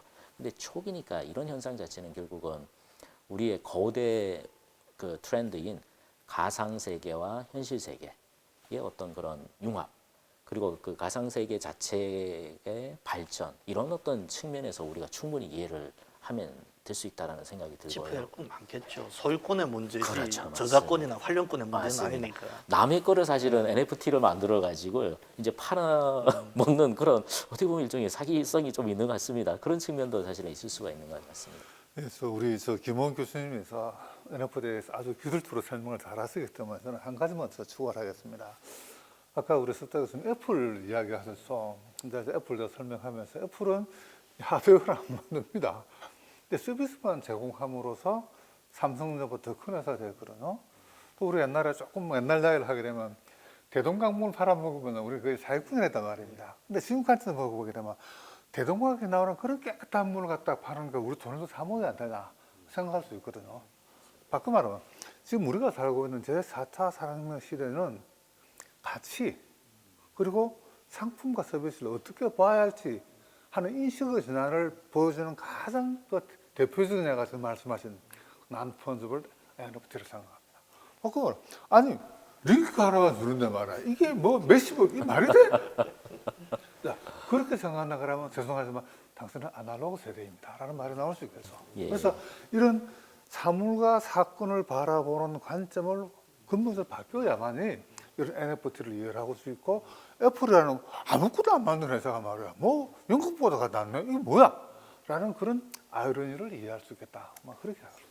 예, 중요한 지적을 해주셨다고 생각을 합니다. 1917년에 그 프랑스의 이제 마르셀 뒤시장이 남자 소변기를 탁 내놓으면서 이거 저 작품이야 이랬단 말이죠. 세밀하고 제목을 붙여서. 예, 그리고 많은 예술에 대한 그걸 예, 바꿔놨어요. 예. 그런데 이제 그게 작품이 된 거죠. 그러니까 이제 가치에 대한 동의. 이건 동의의 문제란 마인드를 말이죠. 바꿔야 돼요. 사람들이 이제 아 그래 맞아. 그것도 같이 인정할 수 있어. 이런 동의들이 지금 이제 확대가 돼 나가고 있다는 거고 이제 가상 세계에 대한 이것도 활용들이 많아지면서 저는 또 하나가 이제 그 여태까지 이제 디지털에 나오는 여러 작품들에 대해서는 그 복사가 무한 복제가 가능한 그 원본하고 똑같은 형태로 그렇죠. 복사. 이게 이제 소유권 개념이 불분명했는데 이 소유권 문제를 어쨌든 해결을 해줬다는 거죠. 응? 그래 뭐 여러 개가 막 돌아다니는데 이거는 확실하게 네 거 맞아라고 소유권이 있다는 걸 인정해 줌으로써 이제 거래도 가능한 것이고 그래서 이제 중요한 말씀해 주셨어요. 이걸 이해하지 못하면은 세상 살기 어려울 것이더라고. 예, 좀 설정에서 말씀하신 것처럼 이렇게 좀 관점을 바꿔야 되거든요. 그래서 저는 이런 관점에서 조금 오늘 주제하고 어떻게 연관될 수 있는데 우리나라가 지금 세계 내에 세울 수 있는 가장 유명한 1등 기업은 삼성전자 아닙니까? 그래서 저는 학생들 강의를 할 때 이야기를 합니다. 여러분 삼성전자는 앞으로 살아남겠습니까? 라는 질문을 던집니다. 답을 안 줍니다. 그러면서 뭔가 NFT도 이야기를 하고 애플의 사례를 듭니다. 뭐냐 그러면 우리가 앞으로 이런 제4차 산업, 지금도 마찬가지죠. 지금과 제4차 산업혁명 때 살아가기 위해서는 사물과 사건과 사람과 또 관계를 보는 관점을 좀 바꿔야 되지 않을까. 하드웨어에 너무 집착하다 보게 되면은 하드웨어를 넘어선 것. 사실 우리가 흔히 말하지만은 재주는 곰이 부리고 돈은 이런 속담처럼 하드웨어는 삼성이 다 만들고 돈은 자, 예를 보겠습니다. 자율주행사. 지금 자율주행사 센서 반도체 유명하지 않습니까? 그러면 자 반도체라 그러면 또 문제가 있겠지만 삼성전자 하이닉스거든요. 근데 한 10년 지나면 이런 센서는 법령화돼 가지고 그렇게 크게 비싸지 않습니다. 그럼 누가 돈을 벌일까요? 자동차 칵핏에 있는 그 칵핏에서 초연결을 해가지고 엔터테인먼트를 제공하거나 안 그러면 자율주행 소프트웨어를 구독시키는 사람들 돈을 번단 말이에요. 다시 말하면 재주는 삼성자가 부르고 돈은 애플과 소프트웨어사가 가져가는 그런 역사가 반복되지 않을까 한번 우리가 생각을 좀 그래서 한번 해봐야 20년 1월 달에 작년 1월 달에 제가 미국 CES에서 보고 놀란 게 있습니다. 화려하기는 LG 부스가 제일 화려합니다. 커브드 모니터 해가지고 막 그냥 몇십 미터의 모니터가 컬러풀하고 삼성도 화려하죠. 근데 애플 부스에 가면은 AI 스피커 하나 달랑 놓고 그다음에 냉장고는 이제 LG, TV 모니터는 삼성, 에어컨은 또 LG 이런 식으로 애플 제품은 AI 스피커 하나밖에 없어요. 그 아마존이 애플이 그걸 통해서 보여주고 싶은 것은 자기들은 다 그것들을 스마트 홈을 통해서 네트워크를 통제하고 있다는 거죠. 그렇죠. 실제로 그런- 말씀하시면 아마존 서비스사 아닙니까? 예. 유통 회사죠. 예. 제가 올해는 못 가고 2020년 작년 1월 달에 라스베가스 CES 참석을 했는데 거기 보게 되면 벤처 기업들의 제품을 갖다가 전시하는 그런 관이 있습니다. 쭉 둘러보면서 좋은 제품도 이렇게 물었어요. 이거 어디 가면 살 수 있습니까? 저는 예컨대 뭐 LA나 로스앤젤레스나 또 뉴욕이나 이런 상점을 줄 줄 알았어요. 딱 돌아오는 말이 아마존에 있어. 한두 번은 그런 말 들었는데 둘러보는 데마다 이분들 하는 말이 아마존에 있어요. 말입니다. 큰일 나겠고 그러시더라고요. 다시 말하면 이거는 앞으로 우리나라가 아무리 하드웨어 제품을 잘 만들더라도 그럼 파는 판로가 아마존을 통하지 않으면은 이거는 우리는 그냥 수익은 아마존에 갖다 파시구나. 우리 인수전환이 필요하구나 하고 생각을 했습니다. 이제 일상적인 이야기로 좀 돌아가 보려고 합니다. 요즘 뭐 혼밥 혼술 이야기를 하는데 혼밥 혼술 하면서도 사실 다 스마트폰 들여다보고 있고 태블릿 보고 있고 그렇단 말이죠. 심지어는 집에 앉아서 혼자 공부를 하면서도 네트워크로 연결해서 다른 학생들은 어떻게 공부하고 있는가, 공부하고 있는 애들끼리 연결해가지고 그런 비즈니스 모델도 있습니다. 서로 같이. 자, 한국 언론진흥조사인데요. 이제 그래서 언론진흥재단이 조사를 해보니까 한국 사람들이 가장 필수적인 미디어 매체가 뭐냐 하니까 이제 스마트폰입니다. 67%가. TV를 꼽은 사람은 25%밖에 안 되고 신문 같은 경우는 더 참담해가지고 대한민국의 성인 남녀 가운데 신문을 하루에 보는 시간이 2.8분밖에 안 됩니다. 자, 방송이나 신문 같은 레가시 미디어 대신에 이제 사람들은 SNS를 통해서 정보를 얻고 있단 말이죠. 그러다 보니까 알고리즘의 문제도 있고 늘 연결되어 있는 커뮤니티를 통해서 정보를 획득하는데 그런 부분들이 과연 바람직한 것인지. 저도 많이 지금 사용을 하고 있어서요. 결국은 이런 소셜 미디어를 통해서 어떤 정보를 많이 습득하는 것은 결국은 뭐 딱 한 가지 이유인 것 같습니다. 편하니까. 그리고 또 재미가 있으니까요. 그죠? 이런 어떤 감성적인 측면을 항상 보면은 이 소셜 미디어 쪽에서 서비스를 설계할 때 그런 부분을 사실은 굉장히 중요하게 생각을 하는 거죠. 그러다 보니까 이용자들이 많이 몰리고 이용자들이 많이 몰리면 콘텐츠도 사실 생산을 해내니까 아주 다양한 콘텐츠가 만들어질 수밖에 없는 그런 구조이고요. 근데 이제 저도 이제 이거를 많이 사용을 하고 주위에 많이 사용하는 걸 이렇게 보면 약간 그래서 저는 요즘 페이스북을 거의 좀 이렇게 좀 적게 합니다. 거의 안 한다고 보시면 되는데요. 이제 문제가 보면 어떤 논리적인 사고 능력과 약간 비판적인 그런 사고 능력이 조금 떨어지는 게 아닌가. 그리고 이 활자, 우리가 written, 이 적혀져 있는 활자로 이루어진 이런 거는 굉장히 사실은 논리적이고 체계적인 어떤 글을 쓴다는 게 대부분 그렇게 진행이 되는데 이런 어떤 능력이 조금씩 떨어지는 게 아닌가.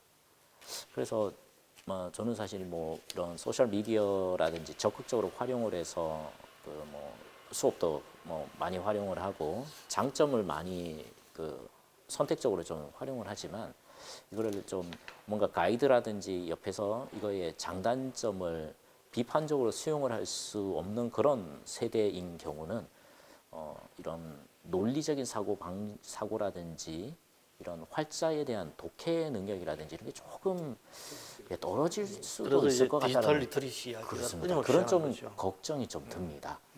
그래서 이런 어떤 거는 물론 지금 뭐 신문이라든지 다른 쪽 결국은 이제 저희가 또 교육에서도 어느 정도 그런 부분들을 조금 잡아줘야 될 부분인 것 같고요. 그리고 기존 레거시 미디어 쪽에서도 본인들의 어떤 그런 전통적인 그런 장점을 내세울 수 있는 그런 부분들을 이런 다양한 어떤 매체 미디어를 통해 가지고 본인들의 어떤 그 장점을 확산을 좀 시키는 노력을 뭐 지금도 많이 하는 것 같지만요, 좀 더 많이 해야 되지 않을까, 뭐 이런 좀 생각도 들고. 그러면 사실은 신문이라는 게 물론 신문마다 논조가 다르지만 이 비판적인 어떤 관점을 가지는 데 있어서는 꽤 도움이 되는 것 같습니다. 뭐 그런 부분들이 조금 소셜 미디어만 활용하면 좀 부족해지지 않나, 이런 좀 생각이 좀 듭니다. 저는 그럼 또 사회 경제적으로 조금 설명을 한번 들어보겠습니다. 그래서 석달 교수님 말씀대로 정보하고 뉴스를 넣는 것이 연결된 세상에 바뀌어가니까 우선 좀 사회 경제적으로는 첫째, 이런 뉴스와 정보가 독점되는 세상 끝났다. 우리 흔히 20대 보면 이야기하지 않습니까? 그래서 옛날처럼 이렇게 완벽하게 정보를 통제를 함으로써 사회를 컨트롤할 수 있는 가고 있지 않을까라는 생각하고, 또 그런 관점에서 소수의 어떤 언론 미디어, 근데 우리 한국 같은 경우는 뭐 조중동이라고 이야기를 하죠. 그런 소수의 미디어가 아직까지는 영향력이 없지는 않지만은 옛날보다는 조금씩 어떤 영향력이 줄어가고 있지 않을까 하는 그런 식으로도 이야기를 할 수 있을 것 같습니다. 특히 MZ세대. MZ세대는 아예 신문 구독 자체를 하지 않습니다. 그래서 좀 이 뉴스 소비 또 이 세대 차가 이루어지는데 60대, 50대 후반, 60대 이상 사람들이 우리 견해하고 말씀하신 것처럼 젊은 MZ세대 견해는 완전히 달라지는, 다시 말해서 어떤 미디어를 통해서 뉴스를 보느냐에 따라 가지고 견해가 완전히 달라지는 그런 일도 발생합니다. 다음 두 번째는 이런 경제 사회적인 어떤 그런 관점을 보게 되면은 이 미디어 산업도 디지털 트랜스포메이션, 디지털 전환을 하지 않으면 살아남을 수 없다. 앞으로는 지금 이런 종이 매체랄까 신문은 갈수록 어떤 줄어들고 구독 매체도 줄어들고 수익도 줄어든다. 한 가지 사례로 여러분 뉴욕 타임즈가 있습니다. 뉴욕 타임즈라면 세계 뭐 가장 큰 신문 아닙니까? 이 신문사가 구독자가 줄어가지고 5년 전부터 큰 변형을 했습니다. 그 결과 작년 8월에 디지털 온라인 수익하고 그리고 오프라인 수익이 역전되어 버렸어요. 오프라인 수익보다는 디지털 수익이 더 많아졌습니다. 저도 지금 SNS 보게 되면 뉴욕타임즈 보고 있는데 2주를 보는데 $1만 내려요. 네. 그런 식으로 늘려가고 있습니다. 그래서 우리나라 미디어 어떤 회사들도 이런 디지털 전환을 하지 않으면 살아남기 어려운 그런 시대에 도달했다. 세 번째는 가장 중요한 겁니다. 이런 SNS 통해서 자꾸 뉴스를 접하니까 뭔가 하면 SNS 알고리즘이 있습니다. 다시 말하면 소비자가 늘 보는 뉴스에 비슷한 것만 자꾸 재생산을 보여줍니다. 편향적. 저는 유튜브도 다 보시겠지만 유튜브를 보게 되면은 근데 어떤 여행 하나 어떤 이탈리아를 검색을 한 2-3번 했습니다. 그러면은 홈에 가보면 자꾸 이탈리아 하는 뉴스만 자꾸 보게 됩니다. 그렇죠. 이게 알고리즘에 의한, 물론 어떤 유튜브로서는 수익을 올리기 위해서 하는 건데 보는 독자로서는 같은 걸 보게 되는 거죠. 예를 들어서 흔히 우리 사회 지금 좌우 어떤 갈등이 심하지만 거부 쪽에 있는 분들이 어떤 그런 유튜브를 통해 뉴스를 많이 얻습니다. 그러면 이 유튜브 알고리즘은 그런 보는 분들에게 그런 극우적인 견해를 가지고 있는 유튜브 동영상을 자꾸 보내줘야 합니다.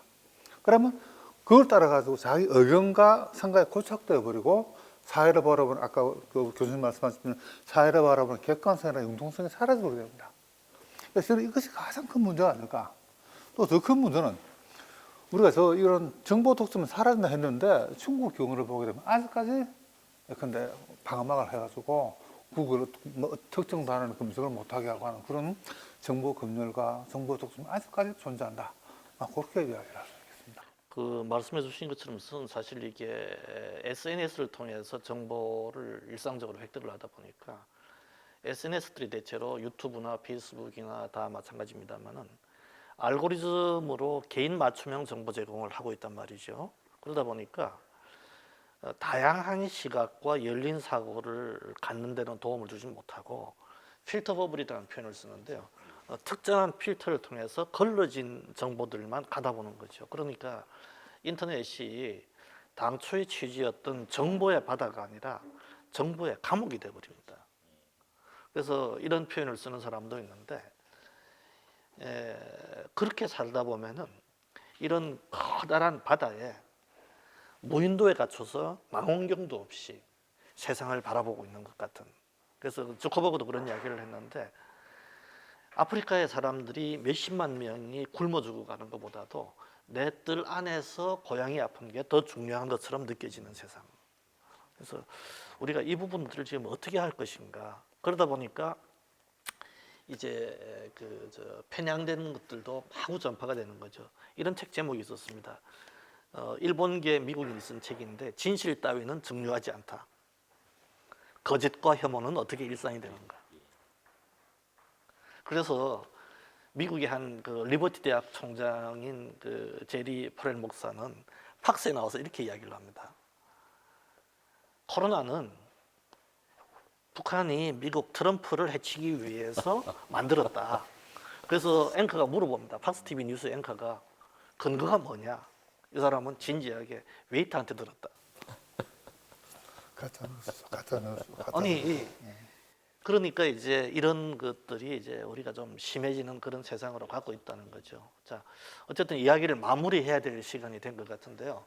1시간 반 정도 했는데 마지막으로 하시고 싶은 부분들 조금씩 짚고 이제 마치도록 하겠습니다. 오늘 정말 좀 다양한 얘기를 한 것 같습니다. 그 4차 산업혁명의 신기술의 실제 어떤 산업, 사회, 경제적인 측면에 어떤 영향을 미치는지, 특히 뭐 AI 쪽, 그리고 사물 인터넷 쪽, 그리고 블록체인 쪽, 그리고 이제 암호화폐까지, 그리고 어떤 프라이버시 이슈, 그리고 어떤 정보의 편향성, 뭐 소셜 미디어의 장점과 단점 이런 것까지 얘기를 지금 한 것 같고요. 근데 이제 저는 또 이렇게 또 생각합니다. 결국은 이런 것들이 우리가 지금 사실은 만들어 가고 있는 거죠. 이제 이걸 보시는 분들은 나는 뭐 4차 산업혁명 신기술 아무것도 모른다. 뭐 지금 딴 나라 세상이다. 그게 아니라 실제 그것을 소비를 하고 사용을 하심으로써 결국은 이런 어떤 변화를 직접 이끌어 나가는 거죠. 결국은 우리가 이런 그 큰 트렌드를 지금 직접 만들어가고 있기 때문에 여러 가지 사실은 문제가 지금 일어나고 있고 뭐 그런 지금 상황이지만 결국은 이게 어떤 사회, 산업, 뭐 경제가 이제 발전하고 우리 사람들한테 좋은 어떤 형태로 계속 결국은 그렇게 가지 않을까 뭐 이런 좀 생각이 듭니다. 그래서 우리는 이제 이 순기능, 역기능 이런 것들을 잘 살펴보고 결국 우리 사람을 위한 이런 어떤 4차 산업혁명의 신기술 뭐 이런 것들을 활용을 하는 그런 형태로 계속 나아가면 그게 뭐 맞는 길이 아닌가 이런 생각이 좀 듭니다. 예, 오늘 초연결성을 주제로 이야기를 했는데 사실 이 초연결성은 이 제4차 산업혁명 알파와 오메가입니다. 그래서 가장 기본적인 사항이기 때문에 오늘 4차 산업혁명 전반을 한번 훑어봤다. 그렇게 생각을 하고 있습니다. 마지막으로 제가 하고 싶은 말은 뭐냐 그러면 두 가지입니다. 자기가 배를 타고 있으면은 배가 흔들리지 않으면은 배에 타고 있는지 그 배가 바다를 항해하고 있는지 모를 때가 있습니다. 지금 김원 교수님도 말씀하셨지만은 지금 우리는 큰 변화의 한 가운데 놓여 있고 오늘 우리 그 S라는 말이 많이 나왔지 않습니까? 스피드. 엄청나게 변하고 있는 이런 사회의 어떤 와중에 있는데 사실 이 개인이나 또는 사회나 또는 기업이나 심지어는 정부까지 그 절박성을 모르고 있습니다. 물론 4차 산업혁명위원회라는 그런 위원회가 없는 건 아닙니다. 또 각 어떤 기업마다 사회마다 대비할 수 있는 그런 어떤 위원회가 없는 건 아닌데 제가 묻고 싶은 거는 과연 얼마나 절박성을 가지고 얼마나 이것이 우리의 삶과 우리 세대의 미래를 바꿀 것이라는 그런 절박성을 가지고 준비를 하고 있는가 한번 여쭤보고 싶습니다. 작게는 좀 우습지만은 좀 미안한 말이지만은 제가 몸담고 있는 이 부산대학교에 대해서도 정말 이런 4차 산업을 대비해서 무슨 준비를 하고 있는가 한번 물어보고 싶어요. 왜냐 그러면은 4차 산업혁명의 큰 마지막은 결국 우리 개인이 앞으로 어떻게 하느냐에 달려 있습니다. 또 그 개인을 만드는 거는 그건 다시 돌아가게 되면 에듀케이션, 교육이 될 수밖에 없거든요.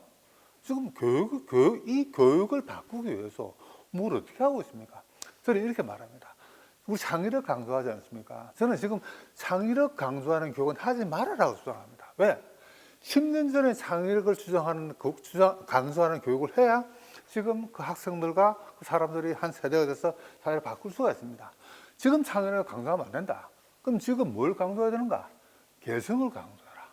개성. 그리고 개별성을 강조해라. 그러면서 개별성과 개별성을 가지고 연결되는 세상을 어떻게 컨트롤할 수 있는지 그 능력을 키워주라. 이렇게 주장을 하고 있습니다. 그게 융합교육이거든요. 다시 대학문제 돌아오는데 우리 사회와 우리 기업과 우리 개인과 특히 우리 대학이 이런 교육의 변화에 대해서 얼마나 진지한 관심을 가지고 있는지 한번 질문을 던져보고 싶습니다. 네, 감사합니다. 작년에 미국에서만 코로나로 한 30만 명 이상이 죽었습니다. 근데 이 아마존의 베조스가 지난 한 해 동안 늘어난 재산만 76조 이상이 늘었습니다. 부산시 예산이 20년에 13조 8천만 정도였는데, 그러니까 뭐 늘어난 재산이 76조니까 엄청난 거죠. 아마존이 상징적인 모습이 아마존 때문에 망한 백화점들을 사들여서 그 백화점을 물류 창고로 씁니다. 그러면서 쉴 새 없이 이제 사람들을 이제 채용을 하는데, 아마존의 인공지능이 날씨와 시기와 경쟁사의 전략과 사람들의 취향을 다 감안해서 물류 창고에서 일하는 사람들한테 업무를 배당을 합니다. 근데 하루에 3번 성과를 내지 못하면은, 배당량 이상으로 못하면은 파이어입니다. 이제 인공지능이 사람의 일을 배당하고 성과를 평가하고 이제 사람을 해고시키기도 한단 말이죠. 그러다 보니까 이 인공지능은 이 사람이 여태까지 얼마나 열심히 일을 해왔는가, 집안에 무슨 일이 있는지, 몇 년을 근무했는지, 이런 것들에 대해서는 고려가 없는 거죠. 그럼 어떤 일이 일어나느냐? 화장실도 못 가고 생수통에다가 배변을 처리하면서까지 일을 합니다. 우리가 만들고자 하는 세상이 그런 세상은 아니라는 거죠. 그래서 이제 저는 4차 산업혁명이 오고 있고 기술이 굉장히 빠르게 변해가고 있고 그 기술의 흐름 위에 우리가 올라타야 하지만은 결국은 미래는 주어지는 것이 아니고 우리가 만드는 것이다. 데이터에 대한 민주적 통제를 어떻게 할 것인가? 누가 해주는 것이 아니라 우리가 민주적 정부를 만들고 그를 통해서 민주적 데이터를 만들고 인간에 대한 존중을 하는 정부를 만들고, 저는 그런 부분들을 지속적으로 우리가 노력을 해가야 된다고 생각합니다. 오늘 이렇게 나와주셔서 여러 가지 말씀해 주셔서 감사합니다. 감사합니다.